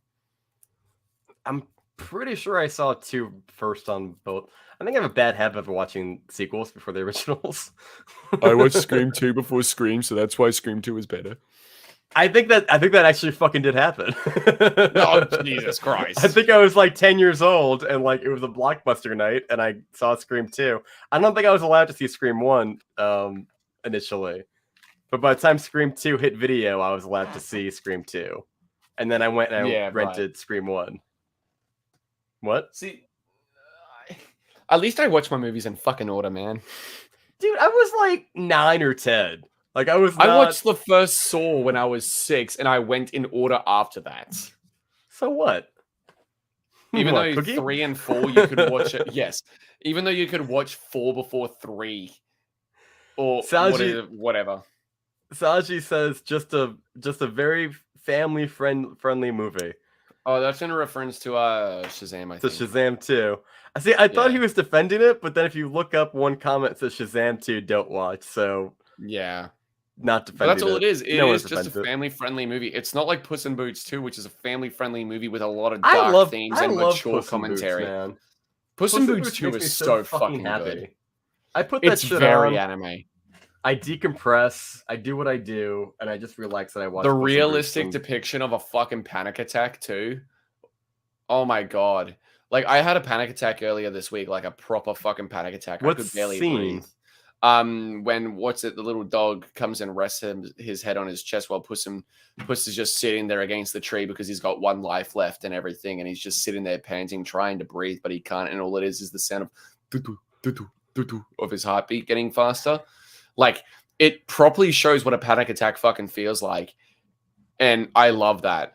Whereas you got something like Velma, which is like, oh, they're having a panic attack, let's kiss her, because that makes fucking sense. I tried to watch the first 20 minutes of the first episode of Velma, and You mean the entire first episode? Yeah. Is it only 20 minutes? It's only 20 minutes. It feels longer. Maybe I didn't make it into 20 minutes because I don't remember getting into an actual plot line. I remember like the scene in the showers, and then I was so bored, and I just kind of like put my head down on the couch and I just passed out. I was like, this is the most boring fucking shit. Yeah. I found it to be well, I mean, I'm not saying anything new. It's just obnoxiously stupid. Yeah, and it's been renewed for season 2. I want to die. Yeah, well, over at we can't get Disney... we can't get new seasons of shit that's actually good, but then the shit that's trash and gets hate watched gets a second season. Like, what the fuck? Well, Discovery Plus / HBO Max is fucking killing it over there. They're cutting all their programming, so. But they're keeping Velma because we need Velma. We're fucking stopping Barry, but we're continuing Velma. Yeah, but Barry's smart. I love Barry. I'm glad you like Barry. Barry's good. Barry's very good. I'm so excited for season 4 next month. But I can understand why they wanna quit Barry, because like I get the feeling that they're like, it's gonna be too bloated after season 4. Like, he's doing the whole prison thing. True. It's not. Things aren't going to get better for Barry. Like, this is just we're going straight down the hill. I imagine just given the tone of the show, I imagine that he's probably going to die in the end because it just feels. I could see that. Right? Are we allowed to say spoilers for a movie that just came out with a number 4 in it? What movie? Him and a wickety wick. Oh yeah, we could talk John Wick 4. Spoilers for John Wick 4. I was just gonna say it's like a John Wick 4 people in the chat. It's like a John Wick 4 thing. Like, I didn't see John coming out alive. After everything, I really didn't, and I think the same. Yeah, but I don't think John Wick is done. I never believed John Wick was dead watching John Wick 4. No, fuck. I think that's a fake grave so we can finally live in peace. I legit thought we were gonna turn the camera around and he was gonna be like behind a tree watching or some shit. Yeah, like, dude, I'm not gonna lie, it felt like a massive kick in the fucking balls when Lance Reddick's character died at the beginning of the fucking movie. Right? And I'm like, bro, he just died in real life. What the fuck is this? I remember watching that thinking, like, I hope that, like, because you never know what people are going through in their personal lives, and it's like, I hope this actor wasn't one of these actors who fucking loved being part of, like, this franchise, and then, like, sometimes people just, like, find, like, reasons to, like, just, like, lose the will to live a little bit. If you take out like a certain component, yeah. I don't know. Like, I don't think that's true, but like, Lance seems odd. Had a very good life, and the fucking memorial that Did he? Yeah, he died of natural causes. Natural causes in his sleep. Shit. And he was only 60. But like the memorial that was held for him in Destiny 2, like everyone went into his server and had a memorial next to his character that he mocapped and voiced. The day he died, like, it was beautiful. I don't like Destiny. I don't like Destiny 2 at all. But that memorial between the community is why I love fucking gaming. Like, I feel that there's only one fucking community that would be able to come together like that for something so beautiful, and that is gaming. Like, seriously. I think that's also the future of movies too. Like, I think they're gonna hammer down on like The Last of Us kind of shit. Like, now that The Last of Us proved to make money, they're going to do what they always do in Hollywood, where they just milk it and water it down until there's nothing left. Well, The Last of Us, we don't even know if there's going to be a third game yet. We know that the Factions multiplayer game that's coming out is going to have a story mode as well. Apparently, like a vastly different type of story compared to The Last of Us Part 1 and Part 2. But I'm actually excited to see a different story to what we've gotten in Part 1 and what we've gotten in Part 2. Like, don't get me wrong, I love Part 1 and Part 2, but The Last of Us, for everything that's happened with the cordyceps virus, there is so much we could fucking do in this world. It's like Star Wars. We need to step away from everything related to the Skywalker fucking saga. Like, don't give me more Bad Batch. Don't give me more Ahsoka. Don't give me more Mandalorian because it's still in that time period. Give me Old Republic. Give me, Acolytes. Give me Rogue Squadron, which I don't know how that shit got fucking canned at Disney, but, they know what they're fucking doing as well. Like, what HBO Discovery. What is it? But, like, it's like Star Wars. The Last of Us is so broad and big with its world that there are other characters, other groups and factions and stories we can fucking tell outside of Joel and Ellie and Abby and fucking Tommy and all that sort of crap. We can go elsewhere. We don't necessarily need a Last of Us Part 3. Just tell different stories in that world. And I feel like that is the next step, because then you have the avenue to do a better version of Fear the Walking Dead or The Walking Dead World Beyond, with adaptations with new seasons, but from the perspectives with the cordyceps of different characters and groups outside of Ellie, Joel, Abby, and all that sort of crap, like what they're obviously going to do with season 2 and 3 of The Last of Us. Yeah, I don't think it's gonna. I think it's gonna be like The Walking Dead, where we keep introducing more characters into the show, and then it's gonna keep like pivoting away from Joel and Ellie and give you and that's kind of what I felt was kind of like a sticking point with the series, is that like, how many episodes is it? 8? 9. 9? Okay, and like one of them is like the Nick Offerman one, which is fine, but again, I love that episode. Right, but like, considering we only have like a finite amount of time for like Joel and Ellie, it just feels like, okay, well now we're down to, it was 9, now it's 8, and then we have the episode of like Ellie and what's her girlfriend name? Riley. And like, that's fine. So you have really just like 7 episodes, and I found the finale to be a little bit underwhelming. I will say, compared to the game, the finale is insanely underwhelming, but I think that's from a gameplay perspective. Like, it felt big and epic and like all that sort of stuff, but you can't really do that in a show. Like, you were sneaking around. Really? You want to have like a 20-minute fucking scavenger shootout scene of him crouching and grabbing gears and fucking ammunition? I mean, you could have John Wicked it up a little bit when he does like the shootout in the corridors. Like, I mean, true. they went very artsy with it, where it was like, and like it's in the background. It's like, it didn't feel action packed or thrilling at all. Yeah. I have to agree with what Rob Vespa says in the chat really quickly. Like, the Nick Offerman episode is my favorite episode of The Last of Us season 1. And I would love more standalone stories. And like, that's what I love about episode 3 and episode 7 of The Last of Us. Like, even though it's away from Ellie and Joel, it is more standalone story stuff that I feel like we could do in this world, aside from Ellie and Joel and, the Abby situation. There are more stories to be told, and standalone stories like, the Bill and Frank or the Ellie and Riley stuff, I think is wonderful. Like, the 2 best episodes of the show with the season was super strong as a whole. But the best episodes are the Nick Offerman one with Frank and Bill, the episode with Ellie and Riley, and then episode 5 with Henry and Sam. Henry and Sam. Okay. Deaf younger brother and then the older brother. Like, that moment, like in the game, it was horrifying enough. But Bella Ramsey, their fucking like cry of pain and shock was so realistic, and I was like, holy crap, that does not feel like acting, that little cry or scream that they let out.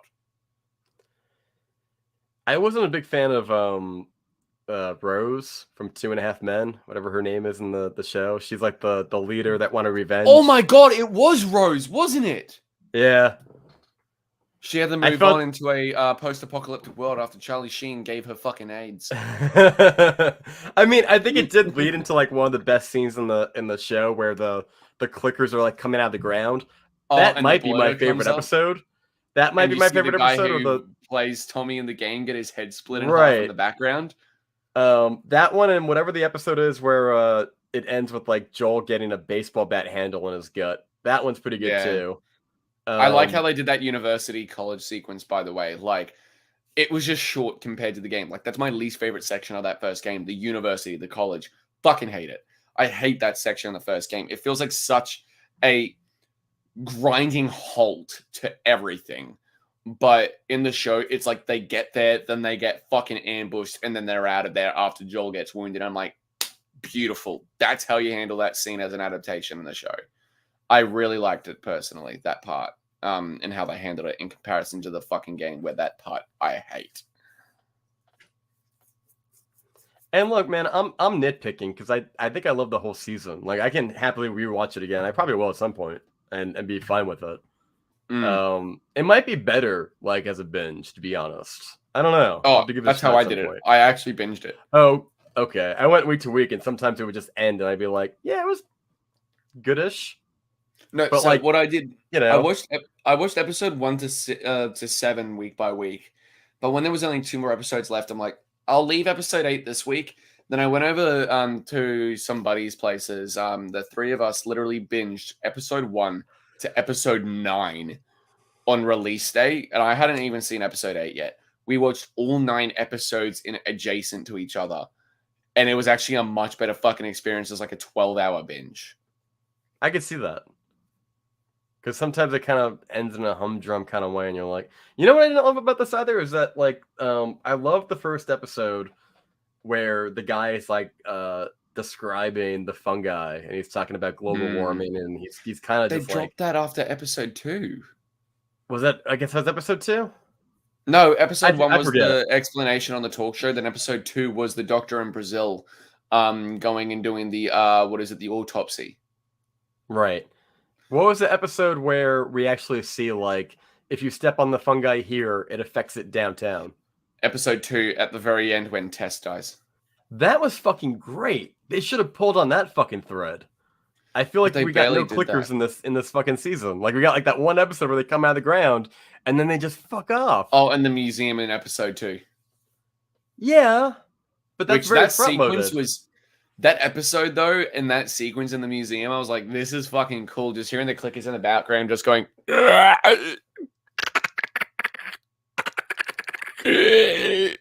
like, that was like, awesome. If I'm the showrunner, right, because they've taken some liberties here and there enough. It's pretty open-ended. If I'm the show, what I would have done with the finale, instead of like that artsy shit they do where he kind of takes them out, if I'm Joel, right, there's like 20, 50 guys inside. You don't have there's no way you're going to take on 50 guys. Yeah. Let's just be conservative. Let's just say it's 20.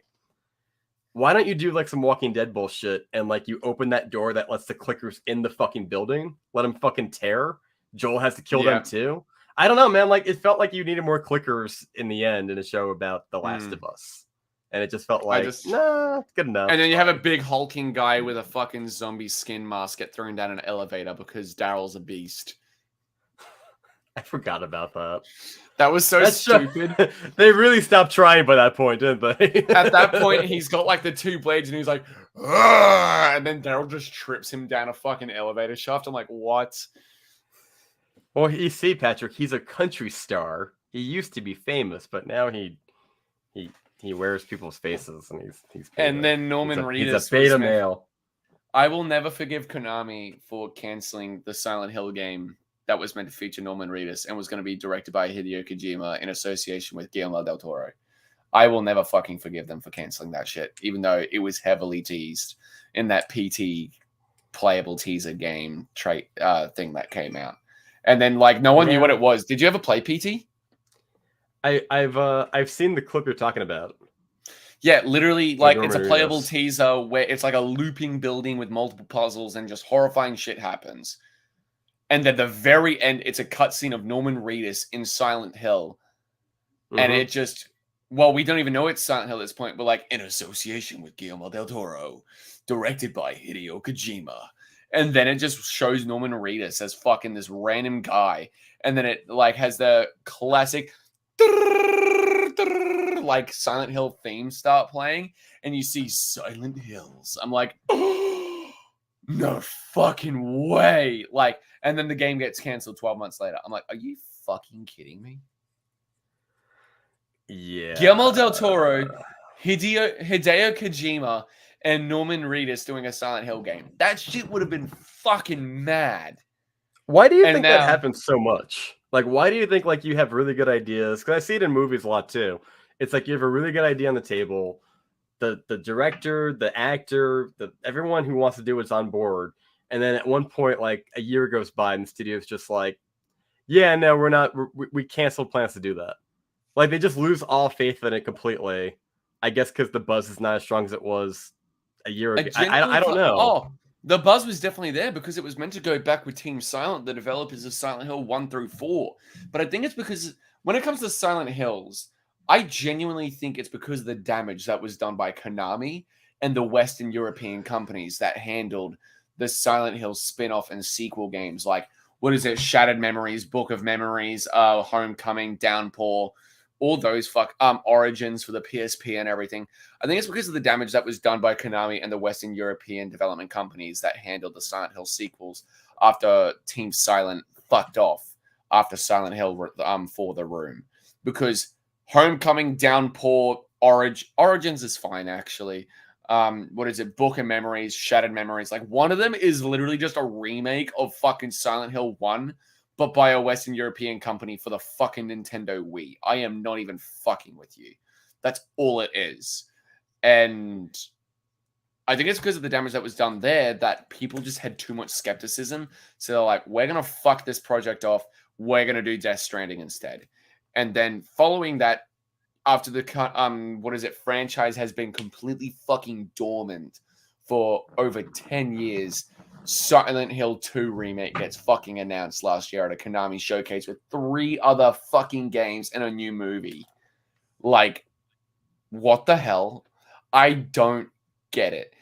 And now they're getting flack with false fucking, reports in journalism, even though Bloober Team, the main developers in association with Konami, coming out with a statement saying all this shit is fucking false because people still have zero faith in this franchise anymore because Silent Hill has been fucked over so much after Silent Hill 4 came out. Whereas I'm actually genuinely so fucking hyped for Silent Hill 2 remake. I replayed Silent Hill 2 recently. The game is incredible to this day. And it came out in 2002. It still is one of the only games that ever gives me fucking chills and makes me genuinely fucking uncomfortable whenever I play. But the movies are shit, right? You've seen the movies, haven't you? I've seen both movies. One? Not one. No, I've seen one. Number 1 is great. As an adaptation. It is not great as far as the movie goes, but as an adaptation, it's actually very strong. Okay. As far as Silent Hill Revelations goes, however, it is fucking dog shit. Like, I feel like you're giving them a way out there. You're like, well, as an adaptation, it is accurate to the game, but it's not entertaining. The biggest issue with Silent Hill 1, the movie, it's very entertaining. I also think it has a lot of very good moments as scares. They do a very good job in regards to replicating the tone, as far as using Akira Yamaoka's iconic score from the games, like just slightly reworked, but they reuse the soundtrack from the game. They use a lot of the visuals and camera movements from the game. Like, there's a moment early on in the game where Harry Mason walks down an alleyway, down a set of stairs, before he enters the Nightmare Realm for the first time. And it's like this big pan shot where it's like you're at the front of him, then it pans up, and it's gorgeous. They replicate that in the fucking movie very, very well. What is it? Andrea Riseborough is it? She doesn't get enough fucking credit. Laurie Holden is in it as Sybil Bennett, the police officer from the game. She's very good in it. She played Andrea from I was gonna say, I know that name. Yeah, Laurie Holden was Andrea. Yeah, she's also in The Mist, as long as everybody else is in Walking Dead. Yeah. But do you like that she's movie? In it too. The Mist. Fine. It's I feel like it's a very divisive movie where people kind of have like a love-hate thing for it. I think what really sells it for me is the ending. The ending is very good and very different from the original. I'm like, that is fucking traumatizing. Could you even imagine? Did you know the ending going in? No, I didn't. Okay. See, I got fucked on that one because it became such a meme for such a long time, and then I decided to watch it, and I was like, is this the part where he kills his kid? He shoots everybody. And then the military fucking rolls in. I was so confused, like watching, because like that was like a meme for like the longest time, and it'd be like, oh, the Punisher. I mean, the Punisher killed his kid. It's like Thomas Jane. All right. Oh, I don't remember him as the Punisher. I remember him fucking as Carol driving by. What the fuck? I remember the what is it? The fuck him as the shark keeper and shark expert and shark wrangler from Deep Blue Sea. That's right. Yeah, we finally know what a 20,000 ton fucking shark thinks about the Deep Blue Sea, and you're just like, fuck you. Oi, Hello, Carter! Bring me You- some sushi! Yo, you ate my bird. I was about to say that you ate my bird. The message that LL Cool J leaves to his family. Now we're going to start off with 2 cracked eggs with a nicely spread omelet. Now you don't want to season it a little too much, otherwise it might become a little bit too overpowering. Then we're going to move on to the Caesar salad. Many people like- put a little bit of milk in their eggs. I think it's a big mistake. It's like, yeah, what are you doing, LL Cool J? Bro, him getting attacked by the massive fucking Mako and using the power of Christ to stab it in the fucking eye. I love that movie. Dude, Deep Blue Sea is a cheesy, corny shark movie that is a fucking blast to watch. It is a But that's why I blockbuster. like it. It's like watching I Silent know. Night, Deadly Night 2. It's just like, it's so Yeah. bad, and I love it. But it's also good at the same time. Like seeing Stellan Skarsgård get his arm ripped off and then used as a fucking battering ram against the fucking dome by a shark, and then Samuel L. Jackson giving this massive speech and just being cut off midway and being torn in half. I wasn't even gonna go into it because I feel like that's a scene that everybody talks about, but it's to me, it's more iconic than him coming out and being like, I am Iron Man. I know everybody loves that bullshit. I'm like, yeah, but have you seen him get eaten by a fucking shark? He's monologuing, and that fucker's like, it's great. First, we're gonna seal off this pool, bam! And you're watching it, you're like, he's a good leader.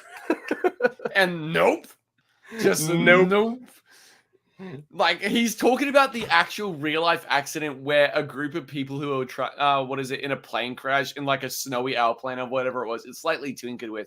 But in the end, only, like, 7 made it back after 9 were there.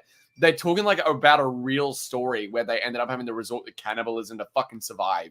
And he's using that as a means to be a leader and everything. Using this true story, then it's just completely fucking smushed on because he gets eaten by a shark mid-fucking speech.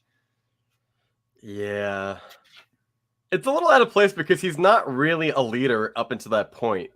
No, he's not. kind of He's just a bystander. He's just a bystander who's doing like an evaluation. And then like out of nowhere, yeah, he we becomes can put Marcellus money Wallace. into this. He's like, do I look like a bitch? What is it? Who's the woman who played something? Sasha Burrows, I think her name was, the actress. Is that the lady scientist that damns yeah, him off? the one. Yeah, dude. I'm gonna be honest. Teenage Come to Patrick mama. was watching when that's exactly the fuck. Where I was saying to her, "Come to Dada," because when I was a teenager, that scene where she full and strips down the wetsuit to fucking electrocute the shark, I was like, like one of them. What? It's like as an impressionable young boy. It was like Jamie Lee Curtis as a child in Trading Places. One of the most paused movie moments ever.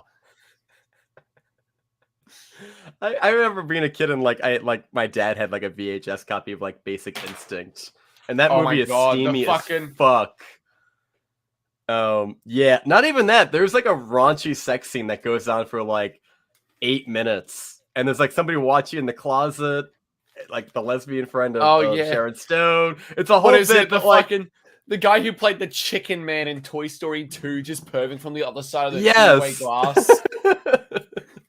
But yeah, man, that scene is like, Jesus Christ. Like, Michael Douglas had balls, man, to be like, yeah, Michael Douglas. Guess what, Scott?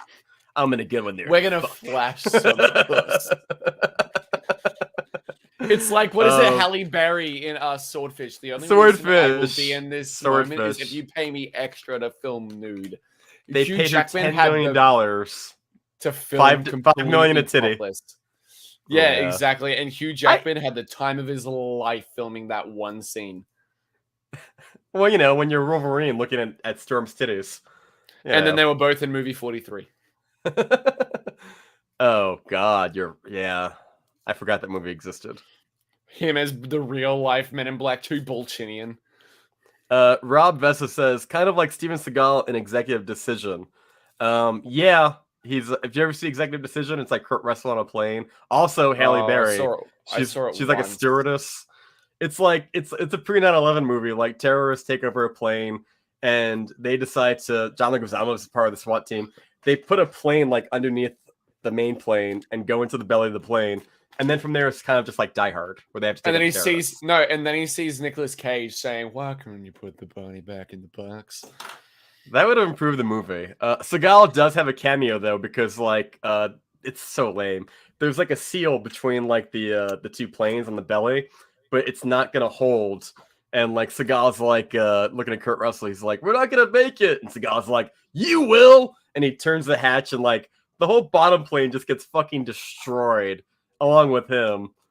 But you know, to be fair, it's better because Seagal's only got like 40 minutes of screen time tops.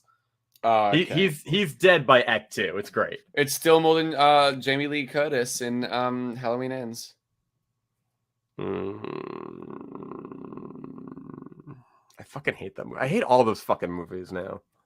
I like Halloween 2018, and I have a guilty pleasure love for Halloween Kills. I really don't like Halloween Ends. I think if I went back to go watch Halloween 2018, I would just think about where these characters are going, and then I would dip out. Because it's literally the Star Wars sequel trilogy. What is it? Fucking curse. You don't have a fucking plan. So we're going to have 2 movies to begin with that are good to all right, if not a little bit dumb. The Evil Dies Tonight. And then the third one's pure shit. And the Scream franchise is like that kid in class who's like leaning over copying the answers, not knowing that this kid doesn't know shit. No, the Scream franchise at this point is just the Scream franchise is Memberberry soup at this point. Hey, Member! Yeah. I really didn't like when they were on the train and Ghostface would be there and then not there. But you could tell the way they did it was like they just turned the camera off and he just moved out of the shot. He just like dumped. It was like, when did Ghostface become like supernatural? Like, this is so fucking stupid. No, it's dumb. It's really silly. It's the Jason Takes Manhattan syndrome. I guess. At least that had some like some boat. cheesiness that you could enjoy, I guess. And a boat. Yeah. I do love the scene of a 80-minute movie. I do love the scene though where he punches the guy's fucking head off. It rolls down the side of a building and ends in a fucking garbage can. And then he's like, I'm that strong. Shit. Is this your cam link fucking up for your Elgato? Yeah. Can you hear me? Yeah, I can hear you. Why did my fucking thing die? This is fun. Did your camera die? The camera's plugged. Hold on. Let me look. We're having a solo face cam commentary with one guy with a black screen. I don't know. Like, hold on. Maybe my camera is just getting too hot. Maybe. Hold on. That was so fucking weird. Oh, Jesus fucking Christ. Hold on. I'm holding on. Oh, there we go. Okay. Well, different just angle with really crappy lighting. I'm such a dickhead. Here. Hold on. Is that do it for you? Is that? No, it's the what is it? It's the what is it? The saturation thanks to the fucking shutters fucking with the lighting and the focus of the camera. That's fair. Give me a second. You really need some blackout curtains. I did, but I found it to be a little bit like awful. Yeah, it was just getting too depressingly dark in here, and I had to fucking get some light going in the windows. That's what I wanted. I did have a dark. Wait, can I? I stare into the abyss. There we go. That's a better. Ghostface plush. I thought there was a mask this entire time. No, the flush. And if you tickle his butthole, Ghostface is having a baby. Everybody. No, he's having a fucking colonoscopy. Hold on, that's the ghost of Joey Ghostface. Loomis. Give me a second. Scream 7. Ghostface visits the ER. God, I promise this is not a sex toy. Or is it? But yeah, Is it a Build-A-Bear? No, it's not a fucking Build-A-Bear. Build-A-Bear would never be like, hey, come and get your Ghostface, everybody. I don't think. I'm not a Build-A-Bear guy, so. I mean, they've got My Hero Academia fucking Build-A-Bears now. What? Okay. I just hear something vibrating. Did your girlfriend turn on the toy or something? Hold on. No, I did, and now I'm turning it off because it's just getting annoying. I was trying to show you that if I... Wait, are you turning it off or are you turning your girlfriend off? I'm confused. I was caressing my titty that entire time. I'm glad. So, Rob Vespa says Halloween is now a massive series that would have been better served being a standalone film. I agree. Yeah, but they'll never do that. I have a take on Halloween. I think it should be. I mean, the Thrawn trilogy. Fuck off. No, I think it should just be a TV series now. I think it should be like what they're gonna do for Crystal Lake. Right. But I think if you make it like an anthology series of like Jesus Christ, you're gonna die of raid poisoning or bacteria. What the fuck even?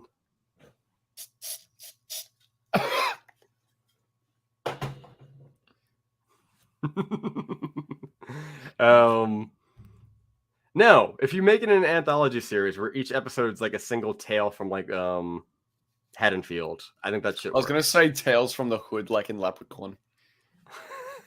Nobody wants that. Well, that's not true. They made 2 of those movies, didn't they? Yeah, they did. And fucking what's his name? The guy who played Leprechaun. He was just like, "Fuck it, I'm getting a paycheck." Warwick Davis. That's it. Because he was also in Willow recently, and he also played fucking what's his name in Star Wars? The little fucking Ewok cunt. Wicket. Ewoks. I don't know if they have actual names in those. Wicket. His name's Wicket. I mean, you and George Lucas know that, I bet. Well, that's not true. Star Wars, everybody knows. No, I was like, he's the name of that one thing in a cricket game. A wicket. That's it. Oh, see, it's been so long since I've used fucking StreamYard that I forgot that you can just move it on and do that shit. What is your favorite Samuel Jackson movie? Like, don't think about it. Snakes just say on a plane. It. Huh? Snakes on a plane. I'm sick and tired of these motherfucking snakes on this motherfucking plane. Why that movie? Just because it's so dumb and over the top? It's dumb. I was going to say, what is it, Tropic Thunder, but then I remembered it was Robert Downey Jr. That's... No, dude. Have you ever seen a movie called The Long Kiss Goodnight with I can't believe Davis? they got away with that in Tropic Thunder, by the way. I just need to point that out. I can't believe they got away with that. And it was 2010. It was 2010 I also can't believe and movies were fun. Didn't he win an Oscar for that too? Yeah, but you gotta understand, like, it's satire. People tend to forget that again and again and again. Yeah, I know, but I'm also looking at it from 2023's point of view. Well, don't do that. Yeah. Why do you hate yourself? Like, nobody wants to look at things from 2023's point of view. That's why nostalgia is so fucking hard right now.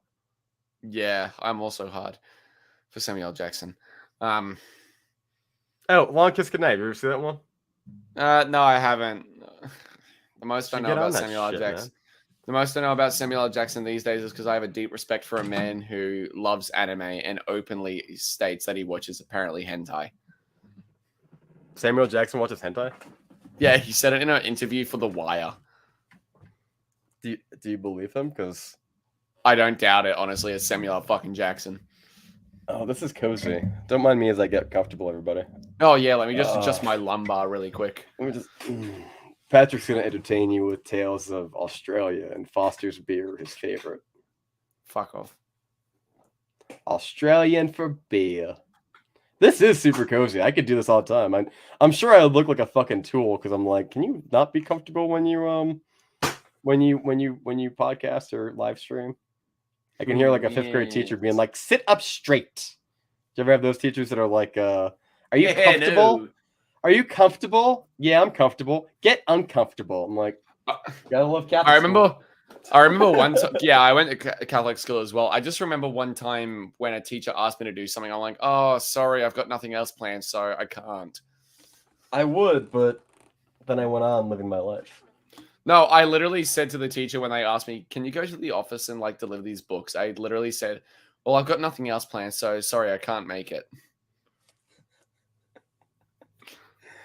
And I got detention immediately after that for being smartass. What was your worst and favorite year of school?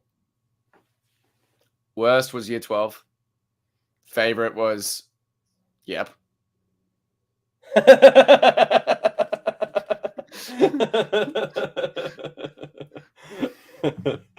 I'll say none of them I'll are say good? year 10. I'll say year 10 because that's the year I lost my virginity. What about like being like a little kid, like I don't know, just like running around like an idiot? Like I don't know, I don't know if that counts at all, but like I don't know. I got a lot kindergarten, of first sand in grade my kind of shit. I got a lot of sand in my foreskin in primary school, so I was That's busy playing fair. in the sand pit and got a lot of sand in my pants, so I So can't wait, say. your favorite is 11 and your worst is 12? My worst is 12. My favorite was year 10, but the only reason year 10 is because I lost my virginity at the beginning of year 10. There, I peaked. What was 11 like? It feels like a real in between kind of chapter. I got a lot of detention that year, so it was interesting. I spent most of my year 11 smoking with the detention teacher out in the fucking, schoolyard. She Right was on. mad. I love that teacher. She knew me so well by the end of year 12. She was the only one that signed my yearbook because I asked her to, and then I walked out smoking a cigarette on school grounds, giving the finger to the principal. I mean, you do what you gotta do. My principal turned out to be a child molester, I heard. I found out like 5 or 6 years after that yeah, it was a Catholic school, go figure. 5 or 6 years after I left, or not left, I graduated grade school. But like it, people talk small towns and shit, but like apparently somebody walked into his office and he had kiddie porn on his fucking computer, and that was the end of it. And just was he by any chance attracted to his sister, and that was the kid that he molested? Because it is New Jersey. It is legal there, apparently.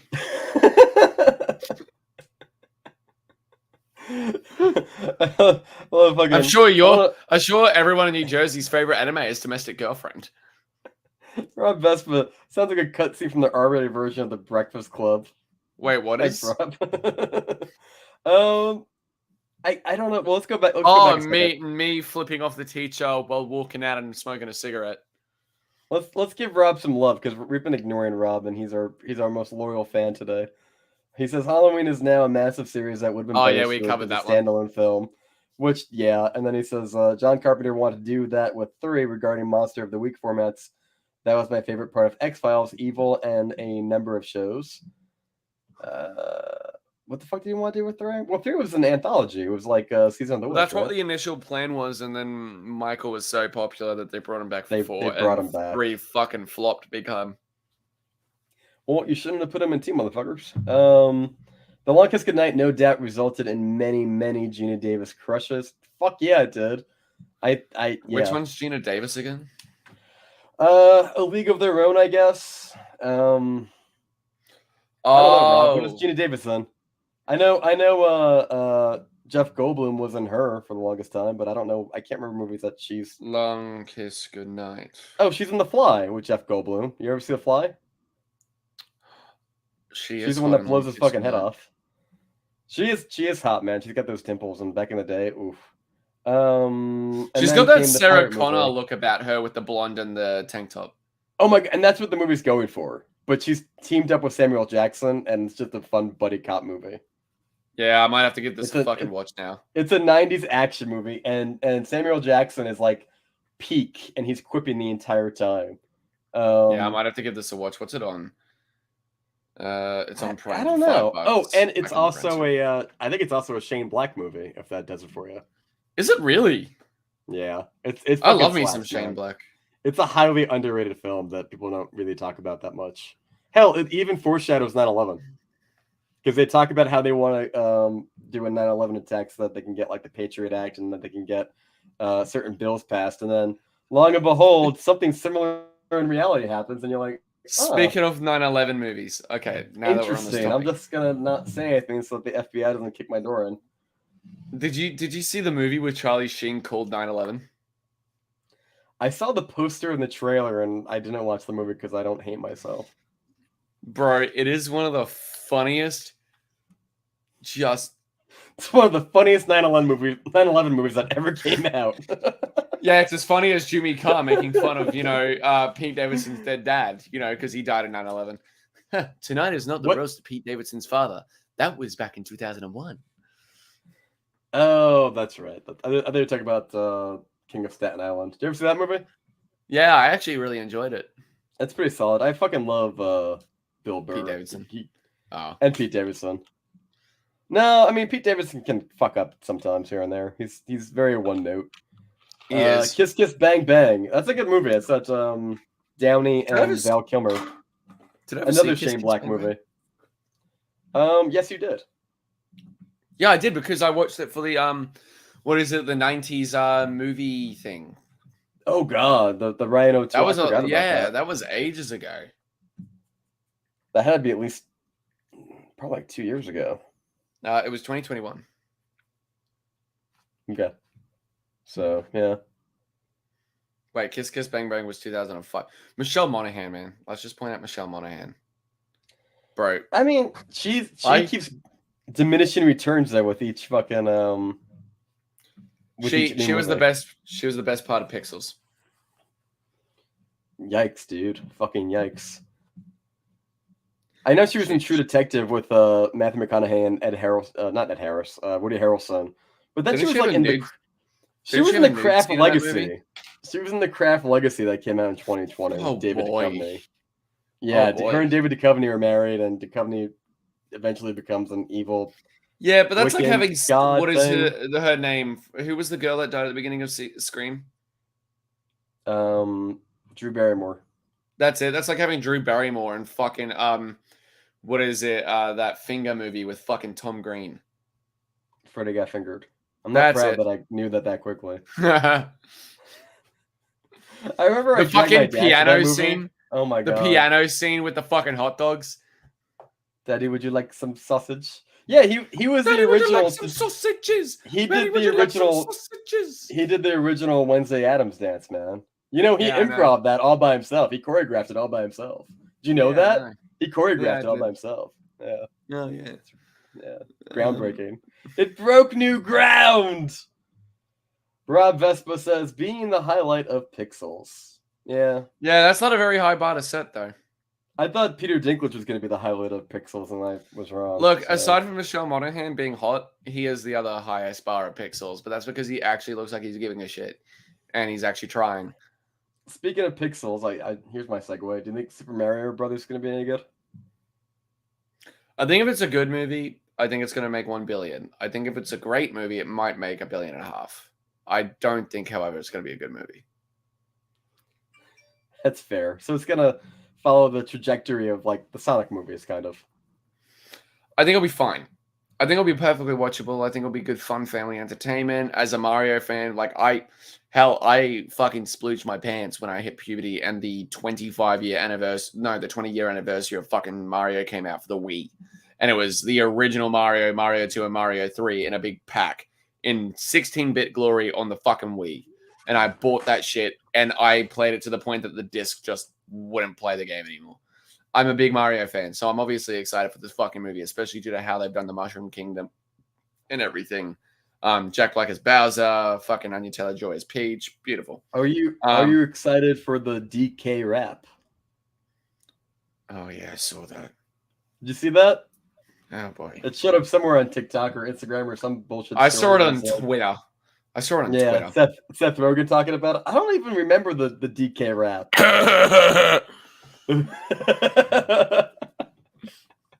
I like Seth Rogen, man. I mean, say what you will about him, but I'm excited for the Sausage Party sequel TV show coming out. I have a theory that whenever you take a movie and turn it into a TV show, it kind of sucks. Yeah, but it's Sausage Party. It was never good to begin with. It's just fun. And it'll probably try to address every Like, complaint that the originals had. The entire joke of Sausage Party was the fact that a sausage wants to stick his sausage inside of a buns. Well, are they planning on fucking over their animators again? Because that's what they did the first time around. I mean, they're probably fucking their animators as we speak. And I mean that literally, considering the orgy at the end of Sausage Party. I imagine they're not the same editors. There's like that one guy who's stuck, and everybody else is like, fuck you, Seth Rogen. Yeah. If FGF was released after the advent of Tim and Eric, it may have been received differently. Also, I think Drew was in it because she was in a relationship with Tom at the time. Mm-hmm. Wait, hold on. That's FGF? the exact... What does that mean? Freddy got fingered. Oh, fucking obviously. That is the exact reason for why Drew Barrymore was in it. That is actually the reason. I'm not even fucking joking. Wait, she's not in... Okay. She's in Freddy Got Fingered. She's the, what is it, the office assistant. Okay. No, that's she's Wayne's not... World. No, she's the office assistant in Wayne's World. She's also the office assistant in Freddy Got Fingered. She is not the girl who likes getting pleasured by having a stick whacked against her non-working legs. It's so refreshing that you, me, and Rob have all seen Freddy Got Fingered. Yeah. The scene where he literally wears a fucking moose and he just runs around being a fucking idiot while naked and everything, and the dad's just so fucking fed up with him. He jerks off an elephant and sprays at the dad. Yep. The one joke I found funny as a kid was like in the beginning of the movie where he's fucking with Shitbrick from American Pie or whatever. Yeah, but that's like saying fucking Rule 34. The only funny joke in the movie is when Chris Pratt and whatever her name is, Anna Faris. No, 43. Yeah, movie 43. Who was the girl that Chris Pratt used to date? That was also in that really bad movie. Anna Faris. It is Anna Faris. They were married, yeah, and then he left her for maybe Jennifer Lawrence. I don't know. Yeah, and then she he married a Schwarzenegger. That's right. But what is it? That's like saying though that the funniest scene in movie 43 is the scene where Anna Faris asks Chris Pratt to shit on her. I haven't seen the movie 43. I've only seen pieces of it. Yeah, because he was wanting to propose to her. They're on a picnic, and they're like, "Are you thinking what I'm thinking? I think I am thinking what you're thinking." Both at the same time. 3, 2. I want you to shit on my chest. Yeah. No, it's I want you to poo on my chest. She gets offended later on when he says shit. And then he gets hit by a car and shits all over a windscreen. I just remember Patches O'Halloran is the dad, and he buys him a LeBaron, and he's just like, "Where's your LeBaron, Freddie? Where's yours?" And he just looks at the dad, and then he's just like, proud. And then he's just like, "Get the fuck out of the way!" And he fucking peels out. It was funny as a kid. It doesn't hold up. The rest of the movie is shit. There are 2 scenes that come to mind when I think of Freddy Got Fingered. The Daddy, would you like some sausage scene, and the really weird orgasm scene where the love interest of Tom Green is the girl in the fucking wheelchair, and Tom Green just No. He's just smacking her in the leg with a fucking cane, and she's like, oh yeah, hit me harder. And I'm like, what the fuck? Like, she's receiving sexual pleasure from being smacked in the leg by a fucking cane, even though she's paralyzed from the waist down. The way you just said it made me think of Ted 2 when they're like, "You ever fuck a Boston girl? Oh yeah, harder. Oh yeah, I'm gonna get some fucking Pepperidge Farms." He gets a job at the fucking supermarket and he's just there humping the fucking Skinner. "Oh yeah, you like it, Betsy? You like it? Oh yeah." That took guts. You're promoted. You know what? Yeah, that was right after he fucked her in the back of the fucking the freezer. Yeah, he's like, "I fucked her in some fresh produce. And I sold it to an Asian family." What did you just say? I said I want you to suck my balls. Tom Green. I just watched Road Trip maybe like a month or 2 ago, and that movie is like, it's a mixed bag of things that do and don't hold up. Mostly not hold up. I think most of the appeal of it is just like watching all these actors like Stifler. I don't know, the the guy who's John from the Garfield movies. I don't remember his fucking name. Brecklin or Smash, I fucking forget. But like you have a lot of like different like young actors like, oh, that guy. And then Todd Phillips just being off the chain doing any joke he wants before well, the world we live in today where like you would never get away with like jokes like The Hangover and that kind of shit. Humor is dead. Humor is kind of on streaming, but it's mostly just dead. Aside from South Park, which was the occasional good episode here and there. Well, they've been consistently the same ever since, and I think when you're a cartoon, you can obviously get away with a lot more. And like South Park went downhill, as we discussed over the phone the other day, went downhill for a long period. Like I got burnt out from South Park with my recent binge as of like season 15, but then I skipped immediately to the pandemic special, and I watched both Streaming Wars. I watched the pandemic special. Then I watched season 25, and I've just caught up with season 26, and it's like consistently fucking funny again. Like it's really solid. Like they went downhill, then the pandemic special happened. I'm like, yo, we've got Black Lives Matter, we've got fucking COVID and everything. Let's just go fucking ham. I don't think you can ever top the COVID special though. That was so fucking amazing. Because I've been watching I've been watching from the COVID special onward, and you kind of have to jump around between like Paramount Plus and then back to HBO Max and whatever. But like, we've just got it on Paramount Plus and Prime. Amazon Prime, like for us. You can get Prime. You can get a Paramount Plus built into Amazon Prime if you pay like a certain subscription fee per month. So if you watch South Park on Prime, do you have to pay for the episode each individual? Like no. So how it works is like we pay a particular subscription per month. I'll see if I can show you on my phone.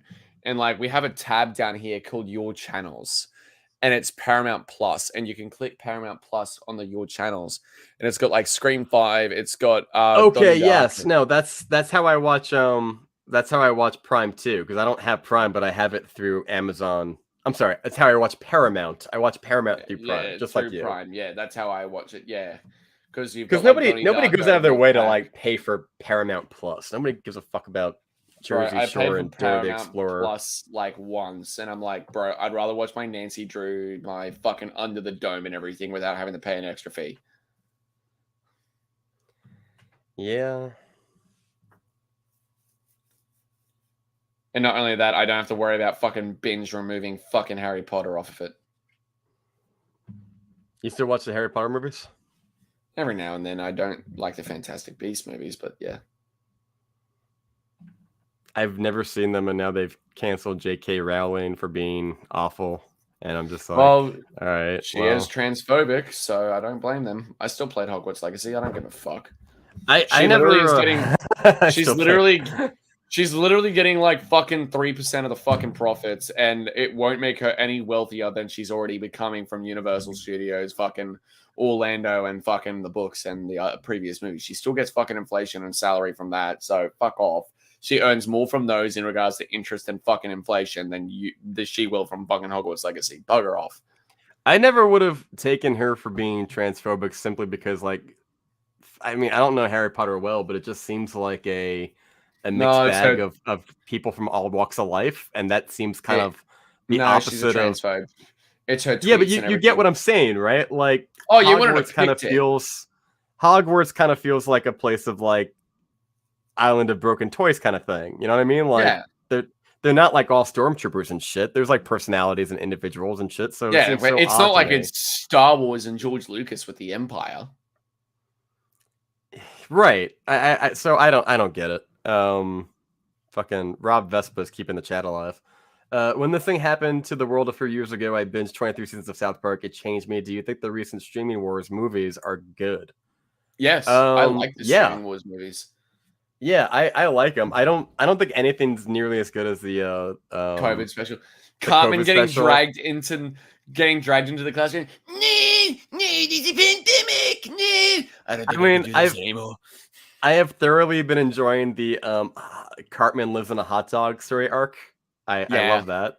I love that he feels so shitty next to Kenny because he's like, now he's just as bad. Have you seen the most recent episode how people are going crazy because they finally revealed Kenny's face after 20 years? I'm like, bro, They did that back with the first Michael Jackson episode. Scratch that. They did it in 1999 with the movie that came out. I was going to say that was the movie. That was like, that was the first time they did it, but they even showed his face when he pretended goes to hell or heaven Jackson. or some shit. No, he goes to hell and he convinces Satan and everything, and then he goes to fucking heaven and presses some big old titties. Right. But even in the Michael Jackson one, like, you see the bottom of his mouth the way you see him as like a superhero. Yeah, because he's wearing like a mask and everything still.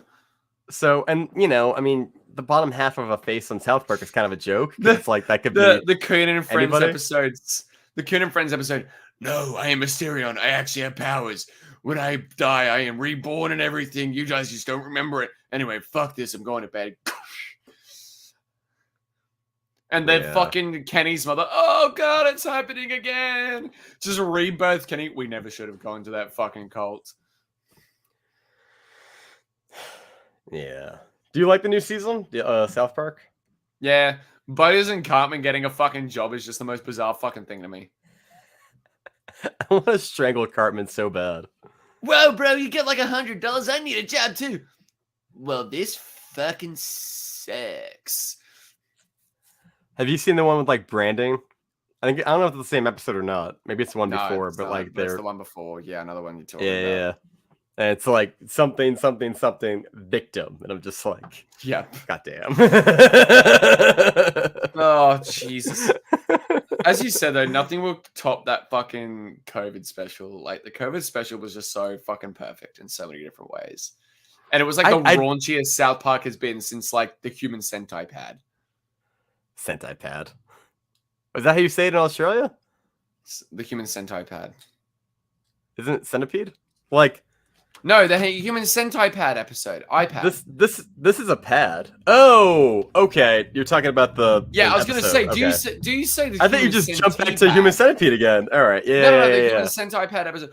Oh, Kyle, do I eat the asparagus or the vanilla paste? Do I eat the vanilla paste or the cuttlefish? Oh, I'm sorry, cuttlefish. I believe in you.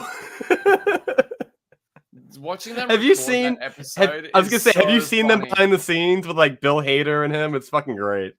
Yeah, and then fucking Trey Parker and Matt Stone trying to do the different lines and everything, and he can't get past the cuttlefish line. Oh no! I guess I better eat the cuttlefish. And he just starts breaking out when he goes to say cuttlefish because of the fucking accent he's putting on.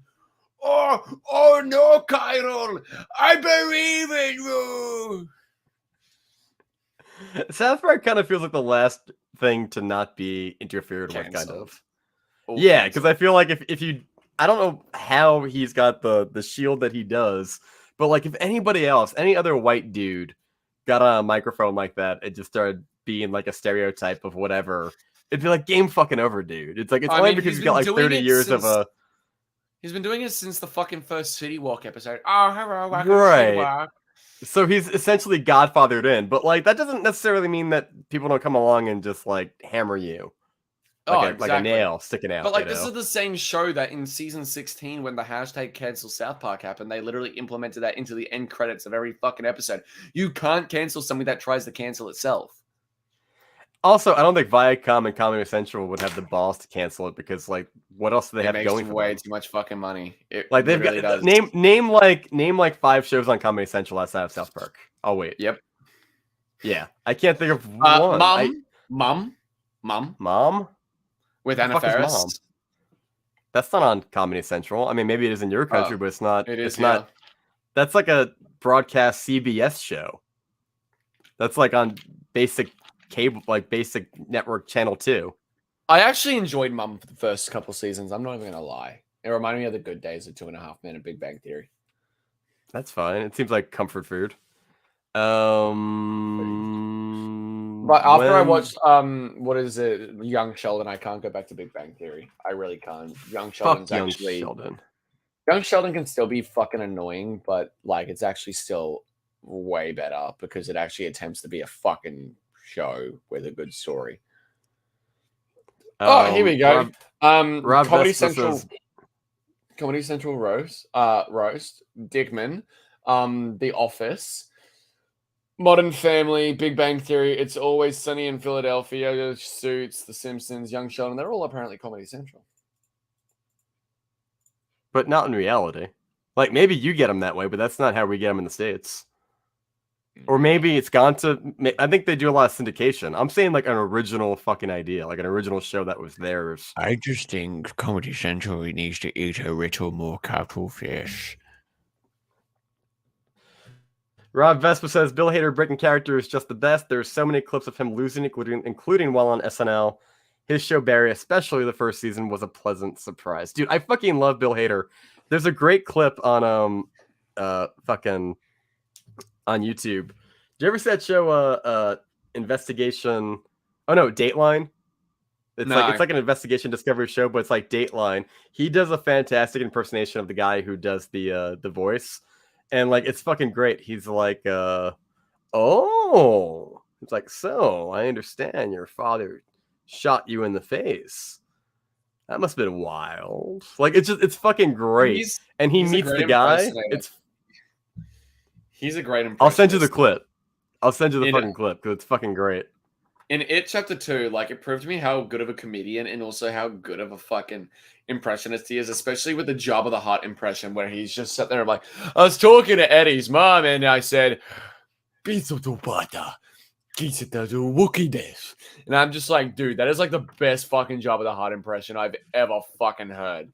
And then when he's that's so wild that you think It Chapter 2 is his best movie, or like that's your go-to. It's not his best, but like that was the moment where I was like, that's when I realized he was a good like impersonator. But I still remember laughing my ass off. It doesn't fit the fucking tone whatsoever. But the scene where he's just like, yeah, that's right, you're a sloppy bitch, yippee-ki-yay, you mother. What is that for? Oh, It Chapter 2. What are you talking about? It was It Chapter 2. He's thrown a rocket. Okay.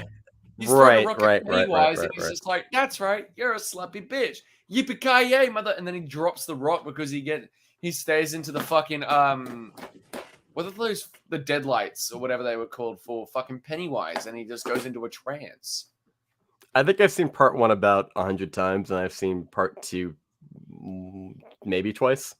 I've seen it maybe 3 times. One with my partner at the time for a screening, where we spent most of the fucking movie making out because that was more entertaining than watching the screening.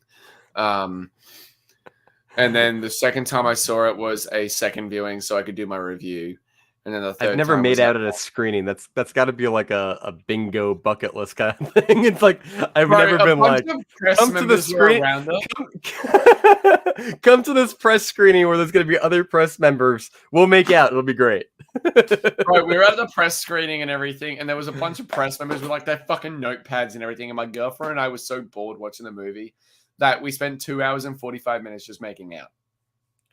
Do you ever try to do that, or did you try doing that initially when you started getting invites, where you would try to bring like a notepad and just try to like scribble keywords in the fucking dark as like you're going along, or do you just try to what I do?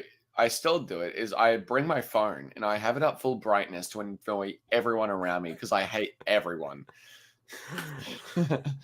I'm kidding. Obviously. Okay. No, I've never done that. I basically, the first thing I do when I leave the theater, I really quickly think back and then I just write some bullet points. Yeah. It's funny because like it got to the point where it's like, you know, you do like those like out of theater reactions, I guess. And then when you go to the review, you're like, well, I guess I'll just expand on that. Because what am I writing? Yeah. It's 2 a.m. What the fuck did I just watch? Oh, right. Okay. I said this. Let me just expand on that shit. And then I get to the point where I'm like, I don't think I'm even going to do reviews. Nobody wants reviews. I mean, they do and they don't, but like. Yeah, I'm not going to do pretty reviews. common. I'm going to do reactions. Oh, reactions take 40 hours to fucking edit. Now I'm fatigued and don't want to do YouTube anymore. Oh shit. Let's talk about that. Why do you think YouTube fatigue is so fucking big right now? Due to the world that we currently live in, how fucking soft everyone is in regards to comedy or content or whatever fucking media is provided to us, whether it's video games, music, movies, you fucking name it. Like, everyone's so soft and has to be offended over fucking everything that it's not even just the content, it's the comment section as well, and how offended everyone gets over the slightest fucking thing. And I just don't need that in my life. I've already got enough shit fucking going on. let alone dealing with all this crap or worried about being fucking cancelled. Like, I don't need to fucking deal with that. Just because of a simple fucking comment, a simple fucking joke or whatever, or dealing with this, or laughing at something that could be regarded as inherently racist, sexist, fucking feminist, fucking, what is it, fucking homophobic or whatever, even though these were movies or shows made in the fucking 90s, 2000s, and are intended for the sake of entertainment and comedy. Like, that's their intent. They're not there to fucking offend anyone. So, okay, I'm going to fucking laugh if it's funny to me. But then I get shit in the comment section. Need I mention, for us to do anything due to the changes in YouTube's algorithm, its system, it's even harder to get fucking noticed. You get blacklisted no matter how fucking big you are these days. Like, you get fucking shadow banned no matter how big you are these days. You're just not recommended in anyone's search results. I've seen everyone, no matter how big they are. PewDiePie, for the longest time, was the biggest YouTuber, even with his content change, is no longer earning the figures he used to and is no longer getting the views he used to. Jacksepticeye, Markiplier, fucking Smosh, fucking, what is it? Even other YouTubers in the movie space that are still consistent. Like Jeremy Johns, for example, he is no longer getting the fucking views or the figures he used to, even though he has been consistent and has never changed in regarding that. But he has shown growth in regards to his quality of content and how precise he is with how he speaks. Like, that shit hasn't changed. It's only improved. Do you think, like, I guess like Jeremy Johns, I feel like he's probably a good example to talk about. Like, do you think it's because audience members who watch this kind of thing, like, maybe they have like a shelf life of like 3 years with like a channel, and then they kind of get bored with that channel and they kind of fuck off and they whatever? Or conversely, do you think movies are just getting progressively worse, and maybe like they like Jeremy, but they don't really want to hear him talk about Cabin in the Woods because Cabin in the Woods doesn't seem like it's like another Shyamalan movie, and who gives a shit? I just picked a movie out of a hat. There's a lot of bad movies. I mean, some people like that movie, but bro, I like Cabin in the Woods quite a bit personally, but like I get what you mean. Like the movie space as well is more toxic now than it's ever been. Like, let's use movie YouTube for example. Like, back when I started doing movie reviews, it was a very friendly space where everyone was entitled to their own fucking opinion. Whereas nowadays, you either like it or you don't like it, but no matter what, you are never going to satisfy anyone. And there's going to be that one keyboard warrior who's going to be like, actually, or you didn't like this, well, you're a fuckhead. Or you thought this was good, you're a transphobic piece of shit. I'm like, well, no. I just enjoy the movie because of the script, the commentary, and the way it handles its narrative, as well as the way that it handles its characters, the performances, the directing, the technical aspects. Whereas other movies, I don't like them. You enjoy it because it's an entertaining piece of cinema.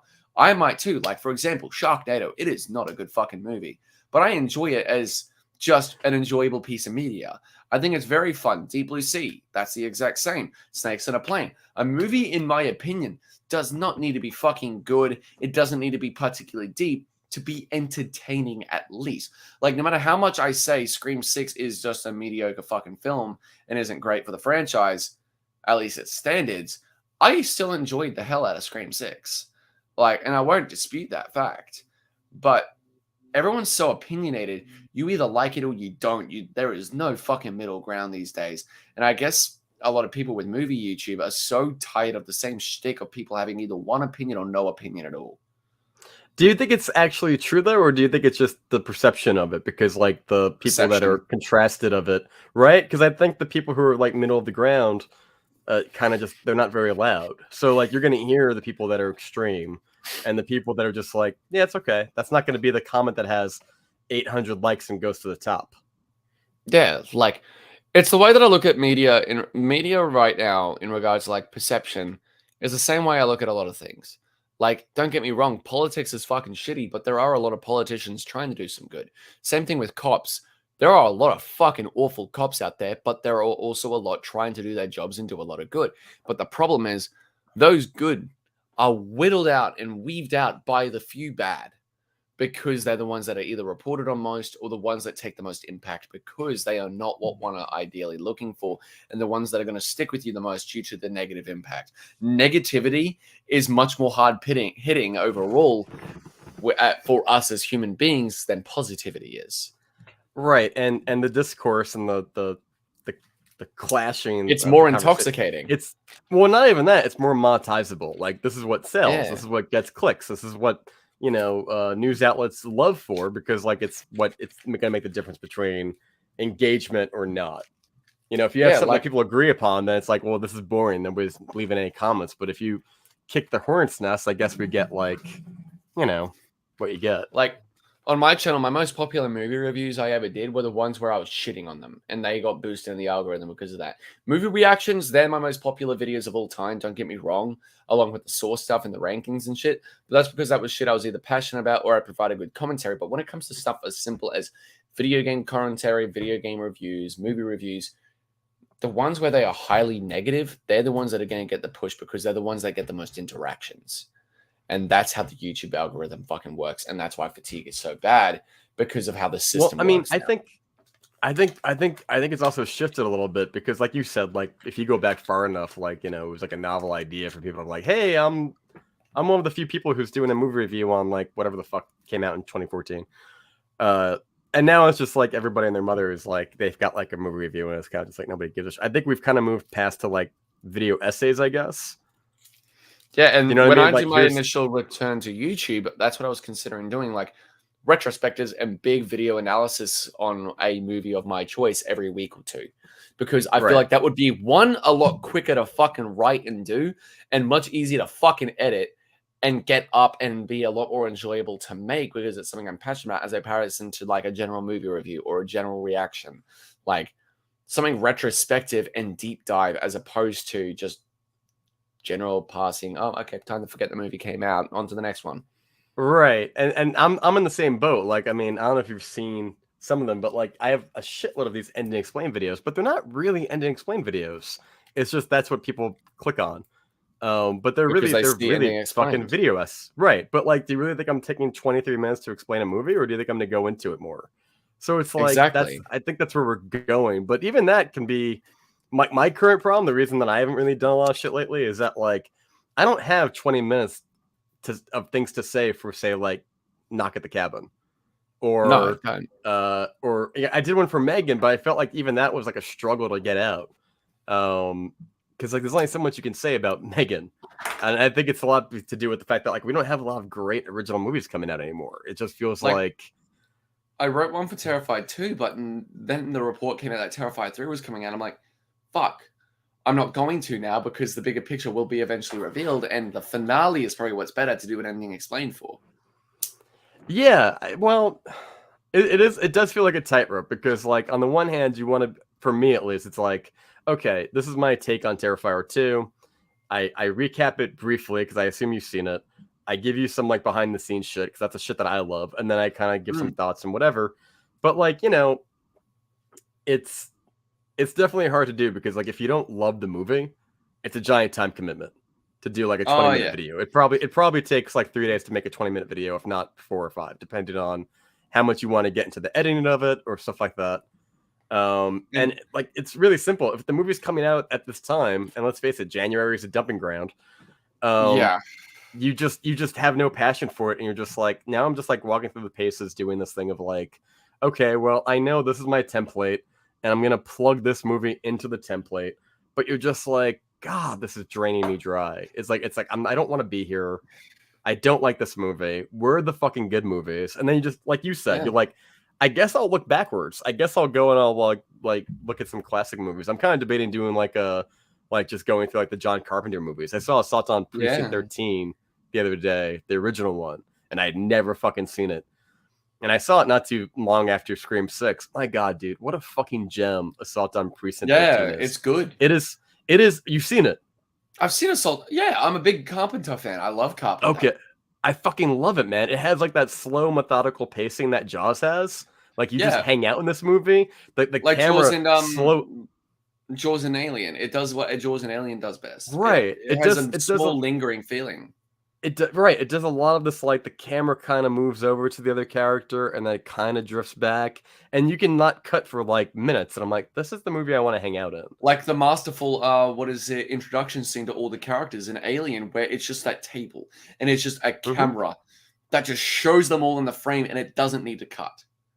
That really irks me too, because I'm 35 and I hate how fast-paced editing has grown to become. Because I've been around long enough to know when it was better. And also I went back and I watched Jaws.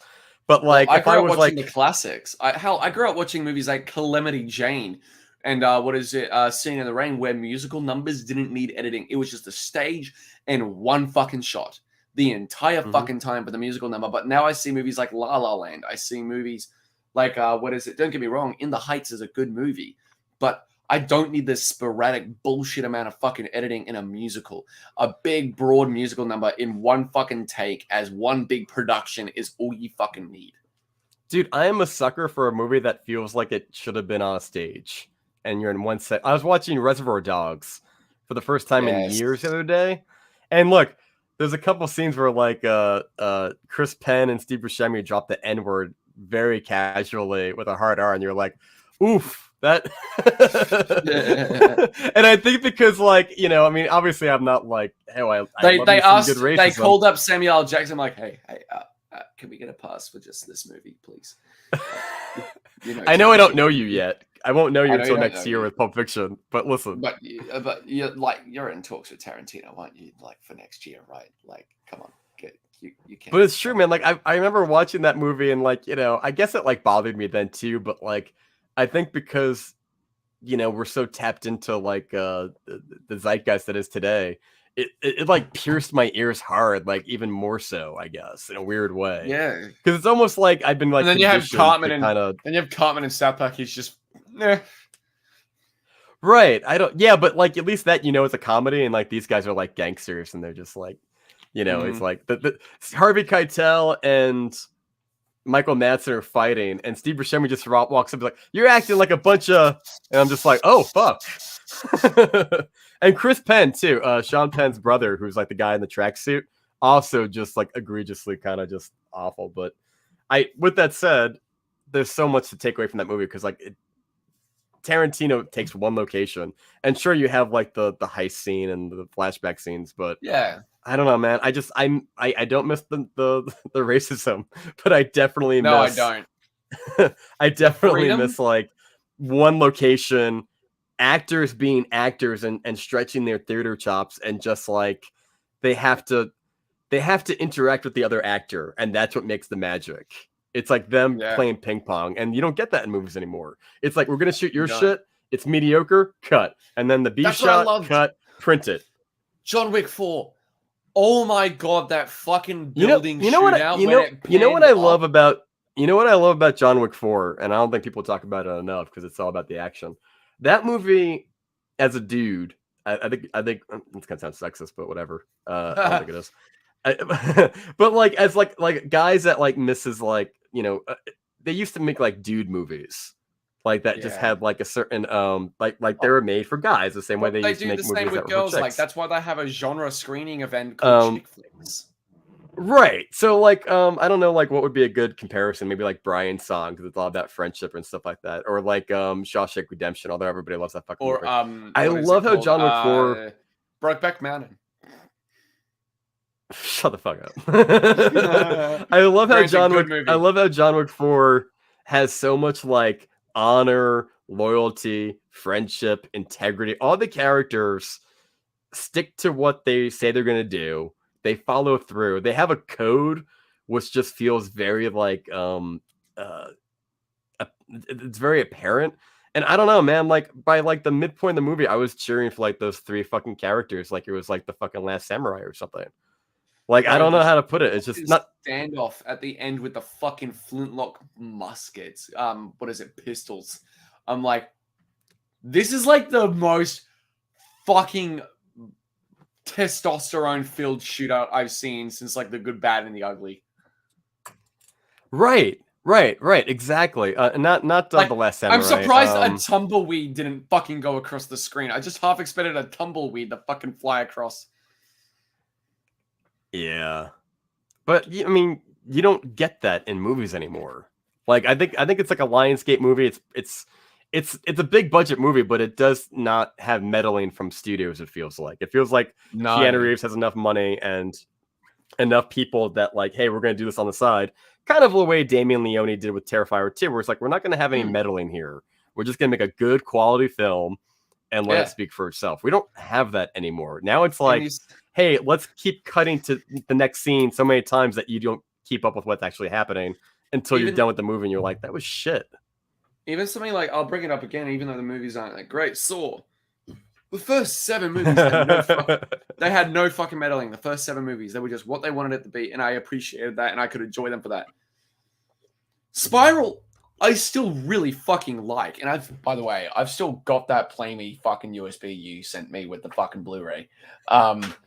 What is it? But fucking like Spiral had so much fucking meddling, especially in post-production. Like there was an entire scene between fucking Shanks and the the female cop Krauser that was completely fucking removed. There was an entire trap completely fucking removed as well. What is it? Like, it's baffling to me, and I'm so glad to know that Terrifier 2 has given them the reign to make Saw 10 a completely unmeddled fucking film. Like, from what we've seen in regards to production photos, in regards to, like, reports, it is going to be not just the most violent of the Saw movies, but also the most fucking unique. Because it is going back to the origins of John Kramer. Yeah, it's going to be between 2 and 3. It's going to be the origins or whatever of John Kramer before Saw 2 or before Saw 3, like in between 1 and 2 or between 2 and 3. And they just released more set photos, and it actually shows like old replicas for the Venus flytrap from the beginning of Saw 2, which gives me the idea that it's going to be between 1 and 2.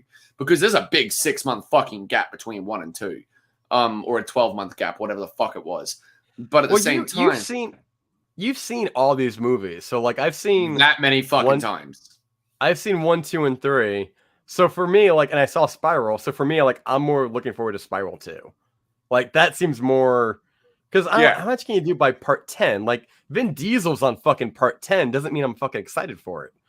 No, do you know what I mean? The difference with Saw is that they're doing the right thing. There is nowhere to go aside from Spiral 2 or to do an origin for John Kramer, because in the Saw franchise, there are 2 places where there are massive fucking gaps in the story, because Saw 3 to Saw 7 takes place in the span of 7 days. I am not shitting you. Saw 3 and 4 take place adjacently. Saw 5 takes place the moment Saw 4 fucking ends. Saw 6 takes place, I think it's a day or 2 later after... No. Saw 6, when did that take place? Literally right after Saw 5 again. And then Saw 7 takes place a week after Saw fucking 6. And Saw 4 to 5 is in like the same 2 days. And then Saw 5 to 6 is like a day or 2 later. And then Saw 7 is like a week after or whatever, because it shows a report of William Easton, the head of the fucking Umbrella Corp, which you should never trust Umbrella if you've ever played fucking Resident Evil. But don't you kind of feel like you kind of lose something that way? Like, it's a horror genre for one. So anytime you start filling in too many of those gaps, which you're talking about, don't you feel like you're just like losing more of the mystique of it? To a degree, but it's the big gaps that, if it's like small gaps, yes. If it's a gap like Saw 1 to Saw 2, which is like a good 8 to 12 month, and then Saw, like there's literally a line in Saw 3 where it's like, Detective Matthews has been missing for 6 months. Saw never usually keeps anyone that long. Like, no, that was Saw 4 that was said. Like, Saw 2 to 3 is 6 months. Or Saw 2 to 3 and 4, sorry. And then Saw 1 to Saw 2 is 8 to 10 months. There are big fucking gaps, and the mystique is still there for that reason, but I feel like there are stories to be told for John, and we've never had a John central Saw film until the upcoming Saw 10, which is centered on John. He is the main character. What if they Billy Loomis him and do a really bad de-aging? From what I'm hearing, they're not de-aging him with technology. They're de-aging him with makeup. And that's where I have faith, because an old man using de-aging with makeup, I feel is a little more believable, because fucking the only thing that's happened to fucking Tobin Bell is a little bit of aging in like the eyes and the wrinkles. That's about it. So you can literally use makeup tape and de-aging tape and everything and fucking makeup to like smooth out the skin a little to make him look like he was. I don't think the fan base is going to care. Knowing like what the I won't fan base is kind of like, I don't think that's going to be a thing they get hung up on. My only thing is that like the more you kind of fill in those gaps, I feel like the less you have to think about. Like, you don't wonder anything. We don't wonder when we watch movies. We just know because it's spoon-fed to us now. And there are elements where I'm worried that they will throw away the mystique, like Eric Matthews showing the flashbacks of him and what he was dealing with over those 6 months before Saw 4. Like, if they show more of that, I'm going to be a little pissed off because they've already announced that Amanda Young, played by Shawnee Smith, is also making a fucking return, which I don't know how I feel about that one. Because she was more interesting as a broken drug addict in Saw 1 and 2 than she was as a villain apprentice in Saw 3. Well, and that's the thing too. Like, I haven't even seen these movies, but I know how franchises kind of work, and I just feel like with what you're describing, nobody is going to be so caring enough that they're going to like keep in mind all the other movies and make sure that the continuity is there. So I feel like you're going to be let down when they fuck with it. That's my biggest concern, because Jigsaw, my biggest problem with that movie, among many fucking things, is how it fucks with continuity. Like, there's an entire essay video I could make that could go on for like a solid hour to an hour and a half, breaking down the timeline for Jigsaw and the rest of the franchise and how it doesn't fucking make sense. Can I give you a tip? Yeah. So, like, this is what I think you should do, because I think you should do a video essays. I think video essays are more the future, and they're way more engaging. Well, that was a plan when I returned. Like, I was going to rewatch all the Saw movies, and when I make my return, I was going to make like every week at least until Saw 10 comes out, a video essay on the Saw movies. So like a deep dive of Saw 1, Saw 2, Saw 3, going forward to Spiral, and they will just be titled Saw 2004, 19 years later, Saw 2, 18 years later, Saw 3, 17 years later, adjacently, etc., until Saw 10 comes out. And then I'll do like Jigsaw 5 years later. I think it's 6 years later this year. And then Spiral 2 years later. And I'll do deep dives, how I feel all this time later, how my opinion has changed. Because my opinion has changed on a couple of these movies, even now, rewatching them. But yeah, my tip would be like, because video essays can be a pain in the ass, and the worst thing I see in video essays is that they're not organized, and it really fucks them up. Like, they start with one thing and then they jump and then they come back. So like, if I had one tip, I can give you 2 tips actually. One, I would get like if you have like a whiteboard or something like that, something you can write on like with like a marker kind of, or you could just use like your notepad inside of like your phone or your computer, whatever. Brainstem, yeah, where I do like the stems and eventually graph it out. So it's like, all right, this will be where I start, and then I'll eventually have a merger and a bridge that'll go into this point. And then the same from this point into this point. Like, I've done a lot of script writing through my classes with like film school and everything. So I'm going to try and do it like that. I'm going to write it like a script. Like, if you've seen any of my reviews or my platinum videos over on Critics Play Games, that's what I do. I have points lead into another, and I actually script it out properly. And I structure it accordingly for that reason. So therefore, it feels organized. It feels adjacent. It feels like it has a format, as opposed to just being jumping around wishy-washy bullshit. Right. And it doesn't have to be like what I would recommend you do, right? So you just have like 4 quadrants, I guess, right? And one could be like your intro. The second one could be kind of like a recap. It doesn't have to be too detailed, but like you could just kind of go through it. 3, I think for me, is like trivia, behind the scenes, director statements, and then 4 is kind of just like your final thoughts, your the good, the bad, and then just like that's it. And then when you have that, you can very easily just be like, oh, I had this thought, and you just kind of pluck it into a quadrant. Well, and eventually you can just streamline it. I've been analyzing a lot of channels like what's his name, Dead Meat and CZS World and everything. Dude, I feel so fucking bad for that guy, James A. Janice. His dad passed away yesterday. I was watching the video. I saw that like he was talking about it maybe 3 months ago, and then and then yesterday I saw the video. It was like I don't know, it was like a gray background, and like his eyes were like, bless you, my God, sir, stop smoking. He had like these deep red bags under his eyes, and I'm like, oh no. I knew the second I saw the fucking thumbnail. I'm like, fuck, man. I saw the tweet the day beforehand. It sucks. And the sacrifices his dad made for that fucking family, man, and like how much of a family man he fucking was, is you know, I can imagine how upset James is, not just because it's his dad, but the sacrifices he made and the impact he made on James's life. And I feel really bad for the fucking guy. And I hope And he's doing lately okay. I've been I really watching hope his he's okay. channel because I like Dead Meat. I like the kill count. Most horror Me fans too. do. And I love how Um, structured it is and how it goes through the film and counts the kills, but it's also a trivia on its own on the film and the production and the making and right. shows a lot of behind the It's scenes stuff. Like, I definitely love that. it's definitely the trivia and the behind the scenes shit that does it for me because I've seen the movie. I don't need a recap of the movie. But Yeah. uh but yeah, it's funny because like lately I've been like, because I guess I forgot about the whole situation and I was just like, James and Chelsea from Dead Meat just seem like insincere so often lately. Like it just like a lot of big plastic smiles and like, hey guys, I'm like, why the fuck? And I'm like, oh, it dawned on me, and I'm like, oh, so, and I can kind of connect to that idea of like, Yeah. because you do YouTube like us, and it's like, it's Tuesday or Wednesday or whenever you're planning on shooting, and the world doesn't care that your life is getting thrown down a flight of Miserable. stairs. It's kind of right, like it's kind of just like it in so many ways it's like a job. It's like usually Yeah. Fridays are when videos get dropped, and you gotta probably plan out 3 days before that to get it done, or 4 days. Yeah, I can it was usually about 4 days for me, so therefore I could run the copyright checks, and if there was any issues, I could do re-edits and work around YouTube's bullshit crap. we've talked about lately, and we don't have to get too personally into it because I mean I think everyone has seen your video that you put out most recently, the one that was like 5 minutes. Do you ever get to that point where you're just like I don't know, life's kind of hit you in the side of the head, and like you're just expected to do the shit that you always do, put on a smile or put on your Patrick Burow face, the one that the Even public at knows, I work. guess. Even at Even work well, these right, days, like, in a lot of I'm just ways, a number.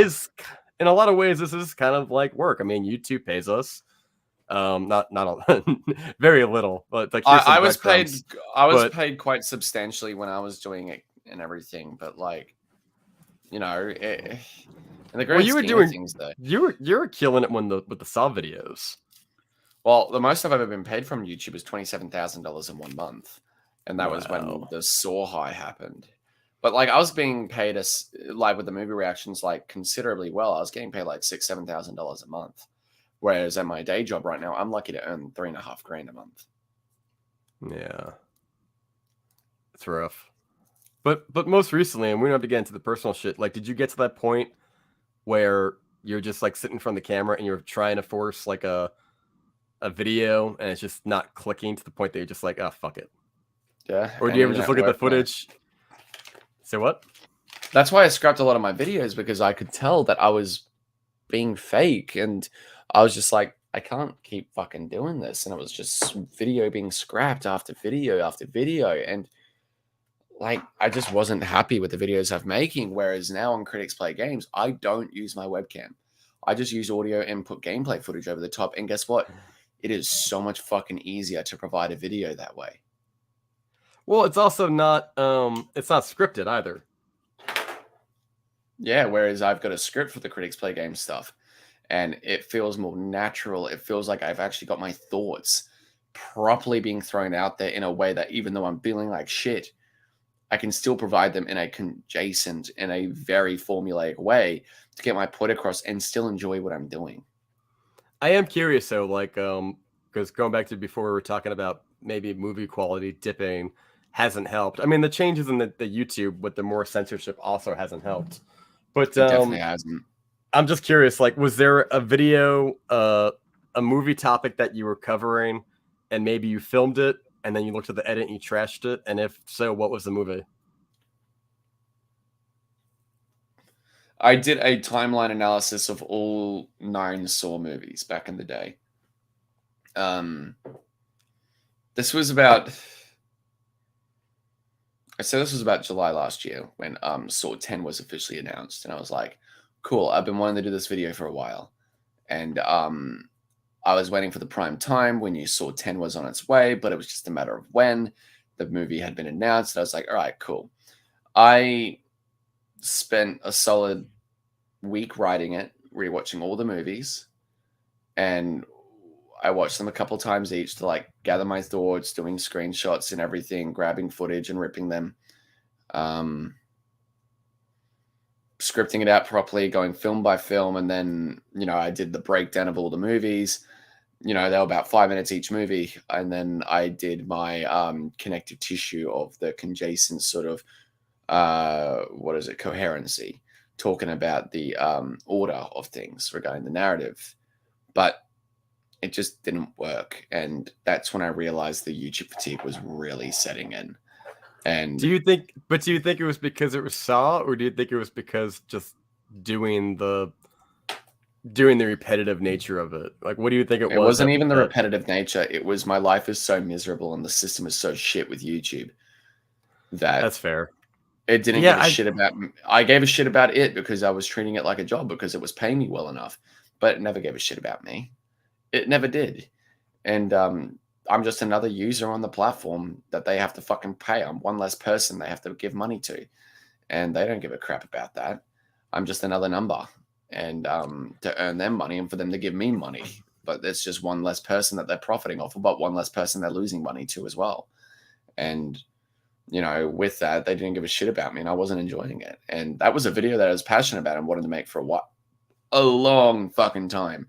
Like, when I had done my first rough edit, it was basically documentary length. It was like 90 minutes. And I was happy with that length for how deep I went into it. Like, I did a deep, deep, deep dive. I didn't even look at behind the scenes. It was just the order of things, continuity wise, of events playing out, how long things were between each other. I did my research, but it just wasn't doing it for me. How about more recently, like in the past 2 or 3 months or so? Bro, most recently, ever since then, I've been more motivated than ever to write. Like, just write. And I've already rewatched Saw 1 to write that video. I've got to rewatch it a couple of times to write some more notes. But I actually feel motivation to write. Like, I finished writing my Evil Within Platinum video. I just finished writing and recording my Resident Evil 4 remake review. And I actually, rather than doing a movie review and only watching it once before doing a review, I took the time to play the game a second time because I was so conflicted the first time. And now my opinion has vastly changed, and it gave me the opportunity to do that because I can do it at my own fucking pace. And with that, it feels more freeing. And with that, I've also already started writing my Resident Evil 4 Platinum video, and I haven't even got the Platinum yet. Like, I'm working towards it very, very hard, and it's a very difficult Platinum. Don't get me wrong. Like, the absolute sheer requirement for this Platinum is stupid. Like, but it's something I'm willing to do because it's something I, one, enjoy, and two, am willing to do because it is fun. I think that's it. I think the passion is what really drives it. And if there's no passion for long enough, it's just like, fuck it. Like, why bother? I'm considering going to deep dive analysis for certain movies, certain old, not new, definitely not fucking new, but older movies like your Carries or your your Evil Dead. Like, I'd love to do deep dives of the 70s and 80s movies. 70s and 80s. I want to do the Saw movies, obviously, but aside from that, I want to do mainly Saw content because the happiest I have ever been on YouTube.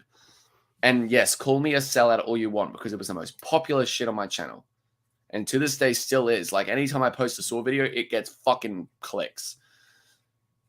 The Saw content was the happiest I've ever been on YouTube. Yeah. Have you lost any love for Saw, or do you think it's just No, it's just grown. Dude, even with the shitty fucking games, I look into deep lore outside of the movies and the games. I look into the lore of the games, which are technically canon to the movies. Even though that fucks with continuity a lot, like David Tapp's alive somehow. In the first game. Have you ever met anybody from the Scream franchise? Saw franchise? I've always wanted to meet one. I almost had the chance to talk to Frankie G one time. A friend of mine was going to set us up an interview, but I never got the chance because I was busy at the time, and he was busy at the time too. But he played Xavier in Saw 2. I'd still like that chance one day. I'd also love to interview Shawnee Smith as Amanda Young. I'd love one day to meet Tobin Bell. Like, if there's one person out of the Saw franchise I want to fucking meet, it's Tobin Bell. Now, let me ask you a question, though. Like, if you met Tobin Bell and he was like a fucking dick to you.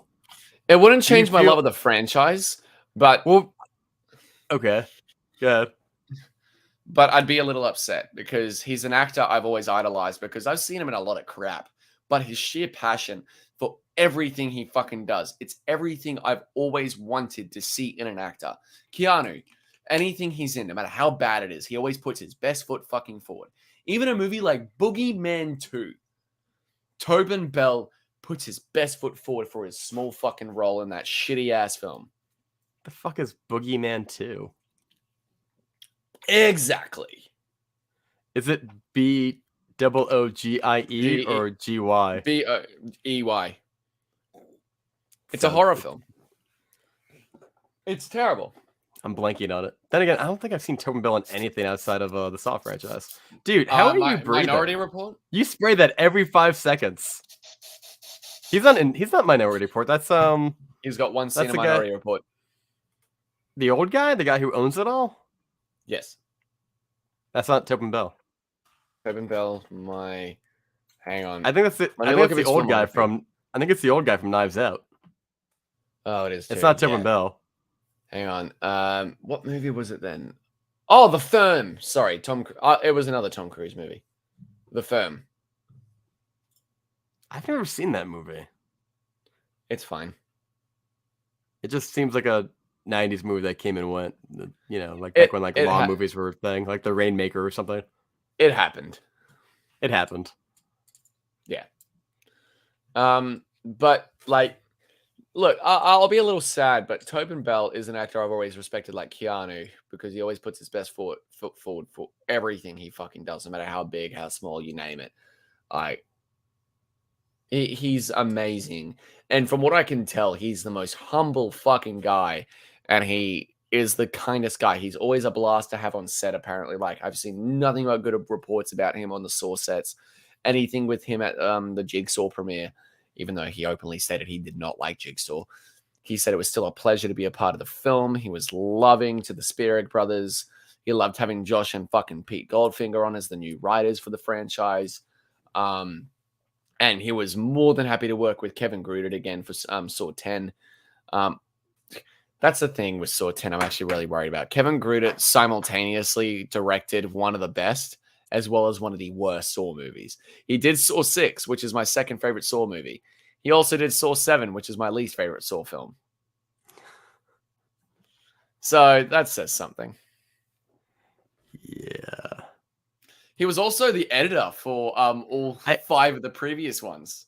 I don't know when, but eventually I'm going to watch all these fucking Saw movies, but I'm going to pull you into this shit because you fucking love Saw, and if I'm going to watch all these fucking movies, I don't know how I'm going to rope you into it, but I'm roping you in. I'm fucking... We'll binge them together. I did a binge last year, and I watched all 9 back to back with my buddy, and we were exhausted. We had 8 monsters to get through that each.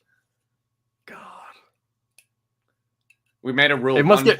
I feel like it would get really old to hear like that Saw music of like da da da da da da da da. Like, oh Jesus, here we go again. No, you got it wrong. It's that's it. And then it goes to that really high part of the game over.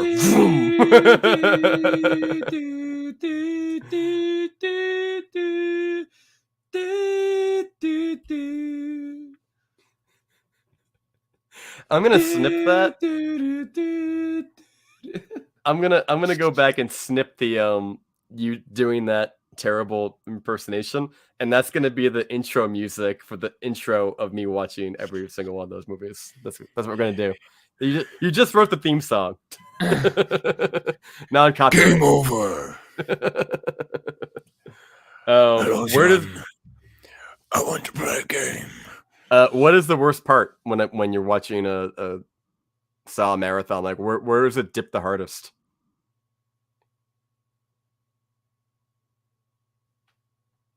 Saw 5, and then it has that peak again with Saw 6, and then Saw 7 and Jigsaw are just.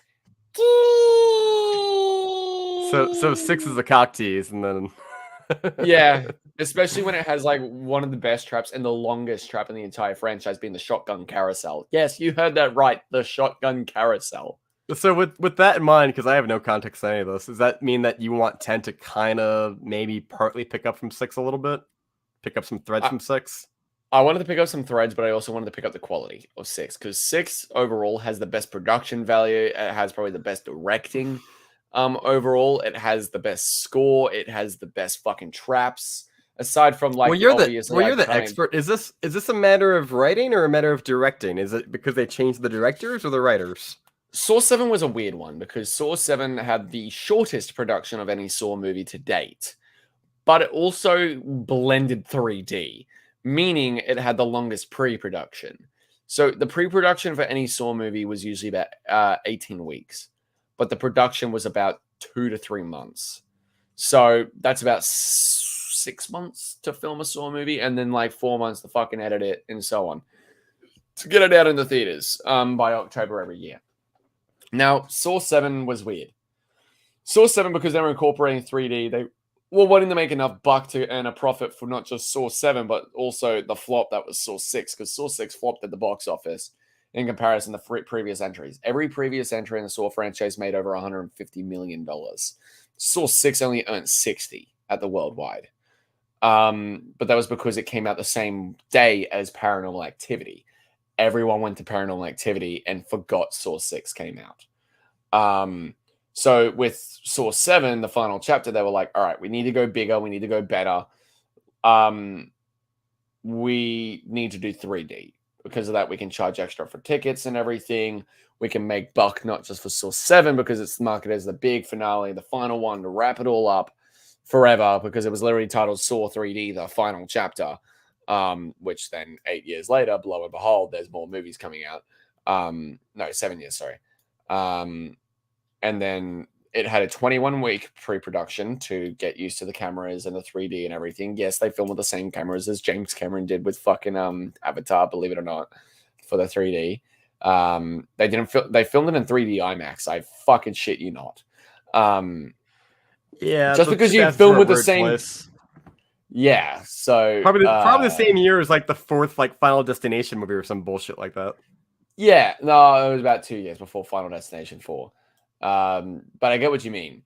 But when it came to Saw 7, they had 21 or 22 weeks or whatever it was for pre-production, and then they shot it in less than 2 months.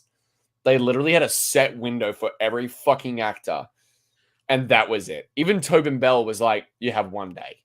You have 1 day with me. And that was the film. Which is so odd, because this is like his like creme de la creme, man. Like, I know he probably hates that fact, but facts are facts. If you're the agent of Tobin Bell, you gotta be yelling at Tobin Bell like, go back and do what they want. Like, shut the fuck up. Like, what are you doing? One of them was a flashback de-aging him with nothing but a backwards fucking baseball cap. I fucking love that scene. I've seen it on YouTube. It's like, hi, would you sign my would you sign my book? Hello, fellow kids. Like, Good, I'd love to know you have never been in a trap. You, Bobby Daggum, are a liar. My name is Jeff. You have what it takes to survive. Live or die. The choice is yours. Strong arm dagger looks very flexible, but then again, it's probably not your photo, and probably not even your legs. All right, Jeff, what up? There's a shitload of. I'm sorry, Rob. We missed all of your comments. We're gonna speed around them. Underrated gem is Boogeyman. I've never seen it, but you say it's something. Is Boogeyman good or bad? Yeah. Okay. Boogeyman 2 is terrible. Tobin Bell has a lot of projects, big and small, and usually memorable, even in small roles such as The Quick and the Dead. That's true. That's true. But that's what I'm saying. Like, The Quick and the Dead was like 94. Like, and I like that movie. It has so many like little actors who didn't blow up yet. But I'm like, right now in 2023, I can't imagine Tobin Bell doing anything unless they're just not paying him, which could be true. But it could be like a Nev Campbell thing where it's like, well, we'll give you like $500,000, and he's like, no. Watching movies with a group that loves them takes me back to going to the movies marathon of it. Yeah. Yeah, good I just times. did that with John Wick 4. You watched all of them? Marathon. We watched all 4 back to back. Wow. At the theater. And that last one was like 3 hours long too. Although you don't feel it really. No, you don't. What's the weakest chapter in the John Wick franchise since you've watched them all in one sitting? 2. I was leaning that way too. I think it's between 2 and 3, and I think 2 kind of wins. Really? I think John Wick 3 is better than 1. I like 3. So the way that I would rank it, John Wick 2, John Wick 1, John Wick 3, John Wick 4. I haven't. I'm still kind of fucking with it in my head, but like 4 and 1 are in one boat, and then 2 and 3 are in a lower boat. Okay. I quite haven't really figured it out because like they're kind of even. If you go on IMDb, like they're all 7.4, except with the exception of the new one, which I think is like an 8.7 or something like that, which is crazy because the first one is not like 2 and 3 are not nearly as good as 1. I'm sorry, but there is no better action scene though. Like I love John Wick 4 and all of its action scenes and everything, but the best action scene in the franchise is still the nightclub shootout in John Wick 1. When he drops him over the fucking banister, yeah, I love that shit. Well, the scene where he goes into the lobby and he, what is it, Kieran Greyjoy from fucking Game of Thrones is literally like, he's over there, he's just running with a bath towel, and then fucking Keanu comes in into the beat of the music. It's like, do, and I'm like, what the fuck? That is like the coolest fucking shit. I'm almost afraid to go back and watch the first John Wick because I think my brain is going to do this thing where like, I've seen you do way more extreme things in 4. Why is this slowing you down, or why are you not as talented? Because it's like they have to keep upping the ante, but the problem when you're doing that is that you're kind of tarnishing the first one a little bit. That like it was no fucking dog and no fucking car. To this day, I still don't know why he couldn't kill the guys that killed his dog, like right there on the spot. That was John Wick. Who the fucking nobody? I once saw him kill 2 men in a bar with a pencil. A fucking pencil. I John will come for you. He is a man of focus. Sheer fucking will. I love the scene with John Leguizamo where like he knocks out Reek or whatever his name is. And the father calls him, and he's like, "You might explain to me why you punched my son?" And he's just like, "Oh, yeah." What is the lines? I hear you struck my son. I hear you struck my son. Yeah, I did. May I ask why? Well, he stole John Wick's car, sir, and killed his dog. Oh. Fuck. Like that's in the theater when I saw that for the first time. Like I was only in the 7th grade and my mom took me. Like the moment, even as like a fucking young impressionable 12-year-old, the moment that I just heard the I'm like, this man's a badass, isn't he? Yeah. And then fuck, dude. How long did that take to watch all the movies in the marathon? It's about 7 5 hours? hours. It's about 5 hours for John Wick 1 through 3, just under or just over. I can't remember, but it's about 8 hours. Yeah. It's about 8 hours. So it mediums out to about 2 hours per movie. Rob Vespa says IMDb ratings are just a popularity contest like open ratings. This goes back to the popularity and enjoyable versus good discussion you had earlier. John Wick 4 isn't an 8.4 film. Yeah, and I think that's something I see a lot on Letterboxd is that movies will start at like a 3.8 and then move down to like a 3.4 over the course of like a year. Like I think Scream 5 kind of did that. Scream 5 had like a 4.9 and now it's sitting at like a 3.7. What I will say about IMDb is that at least it's not just thumbs up and thumbs down like Rotten Tomatoes, where it kind of gives not like a even Metacritic might be the way to go, to be honest. Metacritic's definitely the one that I go via, not CinemaScore. Fuck CinemaScore. It's probably the least popular, though. That's probably why people don't see it as much. And Letterboxd is kind of just weird to me because I feel like you have a very specific niche of people that go on Letterboxd and a lot of people that don't. And need I mention there's no 0 option. There are some movies on there I wish I could give a 0. I have no idea what the fuck you just said. I heard you yell. On Letterboxd, I wish there was an option for a 0 fucking stars because there are some movies I've seen that I wish I could give 0 fucking stars.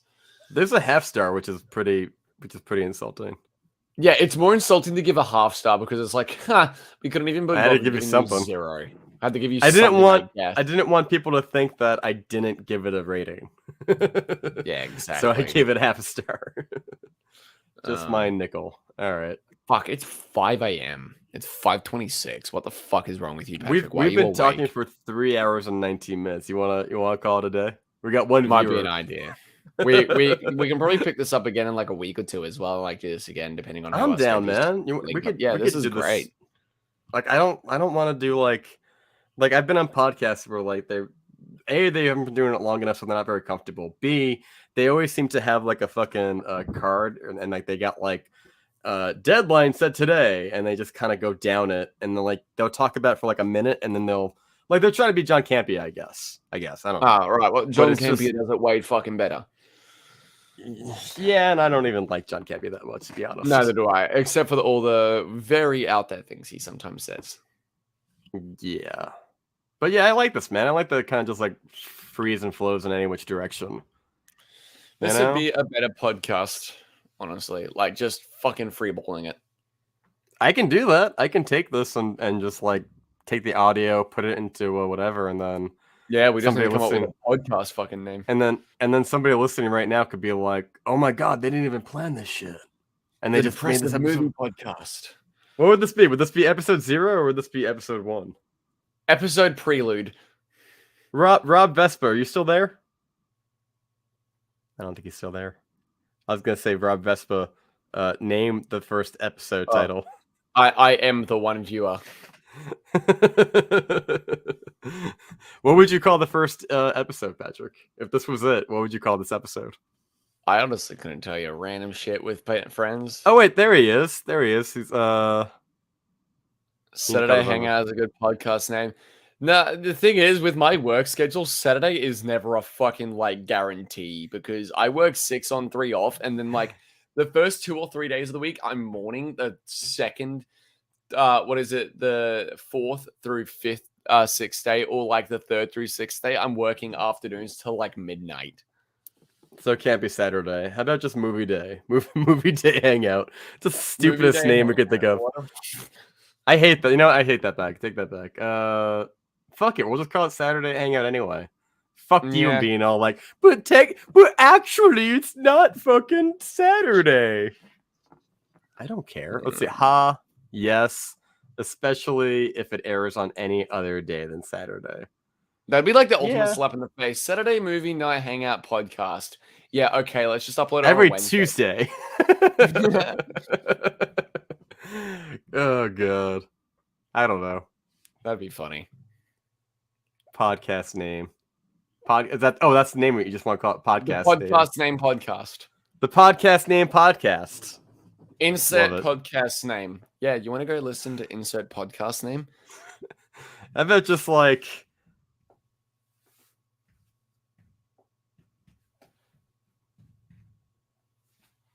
oh, I've got it. The Depresso Espresso podcast.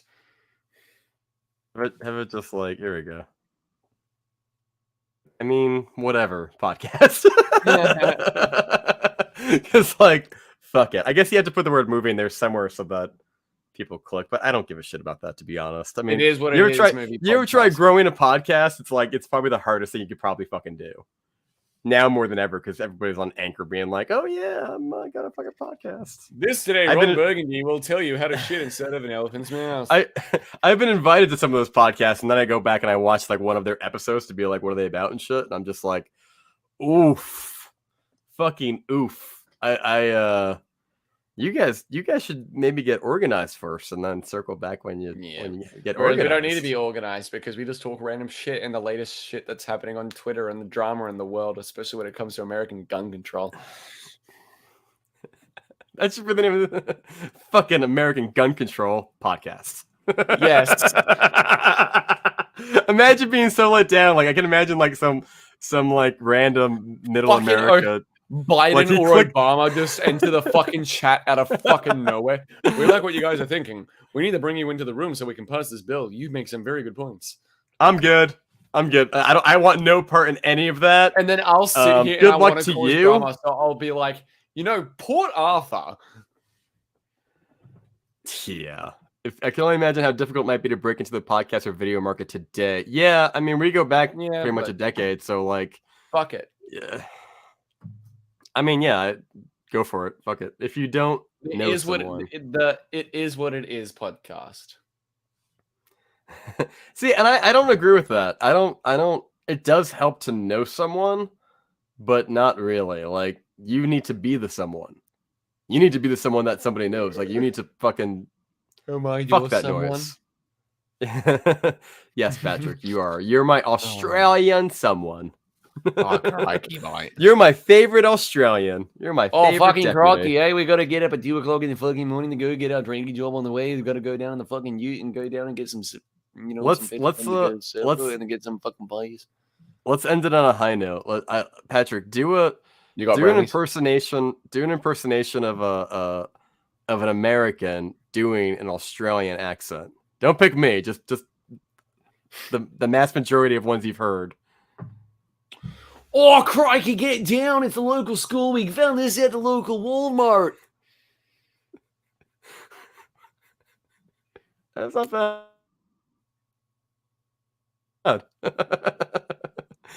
What's the worst Australian accent you've ever seen in a movie? You ever see like somebody like Hugh Jackman or somebody? Well, he's Australian. Did you ever see like a shitty Australian accent that just stuck with you until the day you die? I think it actually is in South Park. I don't remember what episode it was, but there was a really bad Aussie accent in a South Park episode. And it's like, oh yeah, crikey, mate. And I'm like, oh boy. Rob said, wow. Hey, it's not my fault Americans put their guns in the back to school section. Oh man. See, he can make jokes because he doesn't have to fucking live here. It's super easy to crack jokes when you're like all the way over in Australia, and then the rest of us I don't have to worry like, about going to school the next day and being shot. And the rest of us here are just like, listen, man, can you just shut the fuck up? It's so nice not having metal detectors at the front of our school. We don't have metal detectors, and I guess that's part of the problem. Like, I don't think they want to pay for that shit. I mean, I don't know. I'll be honest, man. I don't even want to talk about this topic because I've got to the point where I don't watch the news every day. So sometimes people will be like, well, you don't know what you're talking about. You don't keep up. And I'm like, yeah, you're partly right. Because it's fucking... What deal? What deal between Australia and New Zealand? What the fuck? Rob Vespa, is there really a deal between Australians and New Zealanders? What like what a type peace of deal? Like what? Like a peace treaty? What do you mean? We're in the same branch in regards to like a united front, but I don't know anything else. Like we're part of the Anzacs, the Australian New Zealand Army Corps, but Rob, what are you talking about? Rob looks so sad, by the way. Look at Rob's photo. He's just like he's holding his face. I mean, in Australia, we like to have sex with Sheilas, not sheep. He says, "Hot? Are you kidding me? You're making him sad. You're making his default photo sadder." Well, what do you mean? Looks like what the husband. Deal? He looks like the husband from Everything Everywhere All at Once when he's gotten his heart broken for like the 20th time from. I'm confused by what deal you're talking of, though. Like Australia, like we're Rob, both part of the same military branch in regards to the Anzacs, the Australian New Zealand Army Corps. We're completely separate fucking countries. You know, we don't have the same like government. I want to invite Rob to the chat, but all you can do is put user in the timeout, which is adorable. You can put somebody in a timeout. Go sit on the step, Rob. I'm going to put you in a timeout. Or you can just straight up block the person. I'm like, there should be more friendly options. I like Rob. I put a star next to Rob's name. I don't know what the fuck that does in StreamYard, but hey, here we go. Rob says, decades of movies and television have educated me that there's a beef between the two countries. Oh, we give each other shit with like our cultural differences and everything, but there's not actual beef. Like you meet a New Zealander in Australia, for example, like we call them Kiwis, and they'll be like, "Oh, sup, bro, you want to go get some fish and chips, eh?" And we'll be like, "Oh, fuck yeah, mate, let's go get some fish and chips." "Oh yeah, you want to go get a beer too?" Like we're fucking friendly to each other. There's no fucking beef, from what I know. I mean, I feel like movies kind of depict New Zealanders kind of like not getting along with a lot of different people, and I've never really given. Yeah. Oh, then again, maybe I'm just thinking of Fly the Conchords. I don't know. Carl Evan, he doesn't get along with anyone. Boys, and look at Americans. Like it's like that in every movie and show. They hyperbolize everything. Like we know gun control isn't that good in America, but movies depict them as so. There you go. He called out Fly of the Conchords. Okay, but first of all, that's a comedy for one. And I know it's like the only depiction of New Zealanders in a very outward way in media. I mean, it's probably the number one. Only one. Oh. But you know, it was all good. It's not a doc. No, it's not a documentary. Yeah. So yeah. Anyway, everything sucks, everybody. Welcome to 2023. I know we've been here for a 13, while. So 13 Reasons Why is a documentation on most high school kids' lives in America. oh my god. Are you one of those people who's actually seen all the episodes of that show? Unfortunately. Oh my god. It's like you watching Velma. I watched the first Right. season of 13 Reasons Why, and I thought it was It's an bad. interesting mystery when it came out. And then I saw like the trailer for 2, and then I saw what a shit show melodrama it is. It looks fucking awful. The what is it? Season 4 when it came out, I was like, I want this over and done with so fast. I did a live watch along of all 10 episodes live on the stream, like back to back in one night. For what? A review. I just sat there.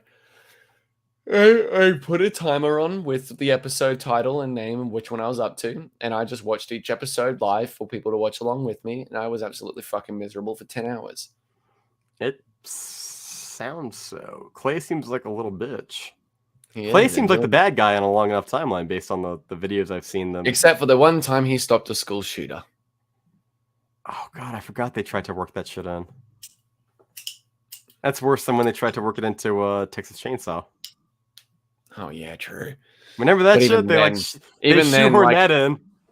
In Texas Chainsaw Massacre Netflix, like even then, the gun control depicted in that is better than what it actually is. I guess I don't remember that movie that well at all. I know it's like No, one what I scene. say, what I It's mean is one like fucking that scene. girl who survived. Yeah, the gunman would have left no survivors. Well, what was the storyline that like she got shot Uh, but lived? She got shot and lived, and I'm like, no, the gun control isn't that good. The shooter would not have made sure they survived.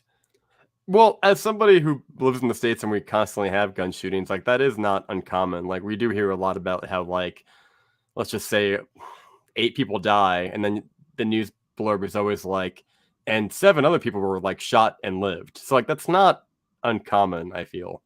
Fake reports, fake news, build the wall. I don't have the facts in front of me, but it's usually like a shitload of people were injured with bullets. It's all and, fake news. It's you a know. conspiracy.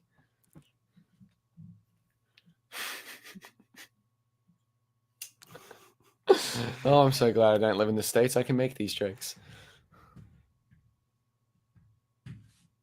There we go. The Nothing Podcast. That's what we're going with. Anyway, it's fucking 5:40 a.m. I need to get some sleep on my non-bed frame mattress because my bed frame broke.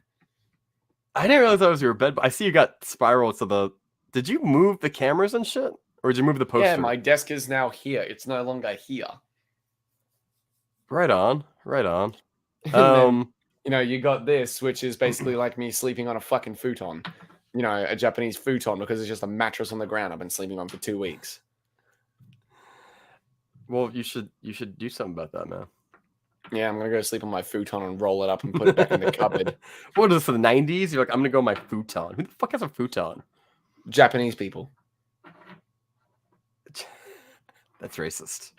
No, it's not. If they sleep No, on it's a futon, it's not racist. Like, yeah, not all Japanese people sleep on futons. Don't get me wrong, but a large quantity of them still sleep on fucking futons. Futons the are like the culture. worst fucking thing you could sleep on. You know what What do though? you They mean? probably have Futon's better. the soy company. They probably have better built futons. We probably just have really shitty futons here in the States. I No, don't we're doubt talking that about for the a second. futons that are like roll-up mats. They're like yoga mattresses. Yoga mattresses. No, I'm talking about like the what thing I'm that's like saying shaped is- like an egg.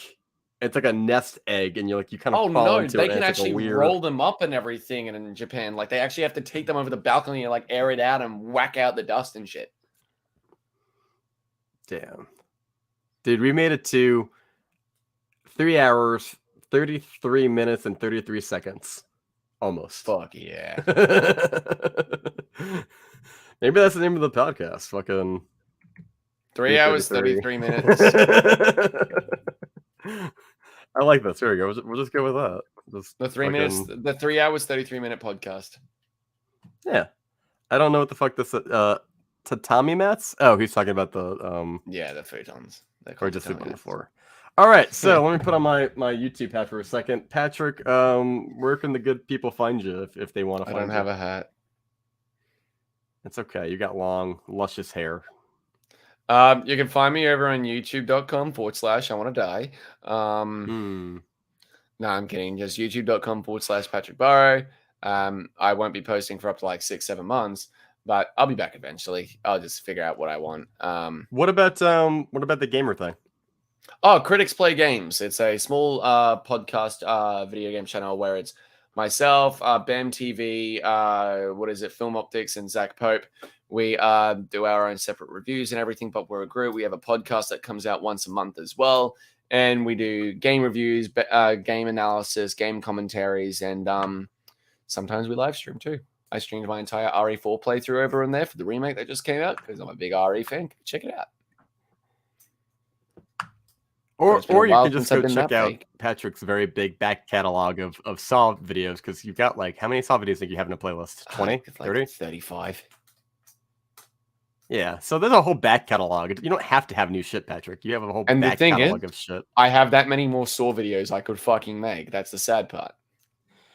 Da da da da da da da da. Can we go out on that? I still need to do my my fucking how to beat every trap in the Saw video games videos. Can we? I'm gonna say goodbye, Patrick. Goodbye. Sayonara. Sayonara. And then I want to go out on you doing the Saw theme, because you nailed it.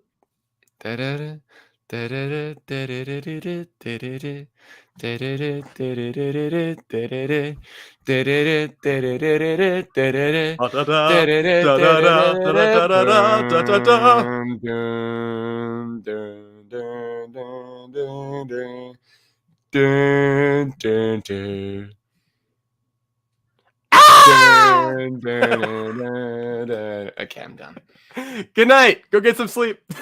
We'll see you when we see you. Oh yeah. I hope you enjoyed episode 1 of whatever this is called. Prelude. All right, man. I appreciate you coming on, and I'll talk to you whenever, dude. I'll talk to you. We're Snapchat buddies. I'll talk to you soon. Fuck yeah. Go get some sleep. I need food. Adios. Thanks for watching, Rob and other person. All right, man. Later. Yeah. Wah.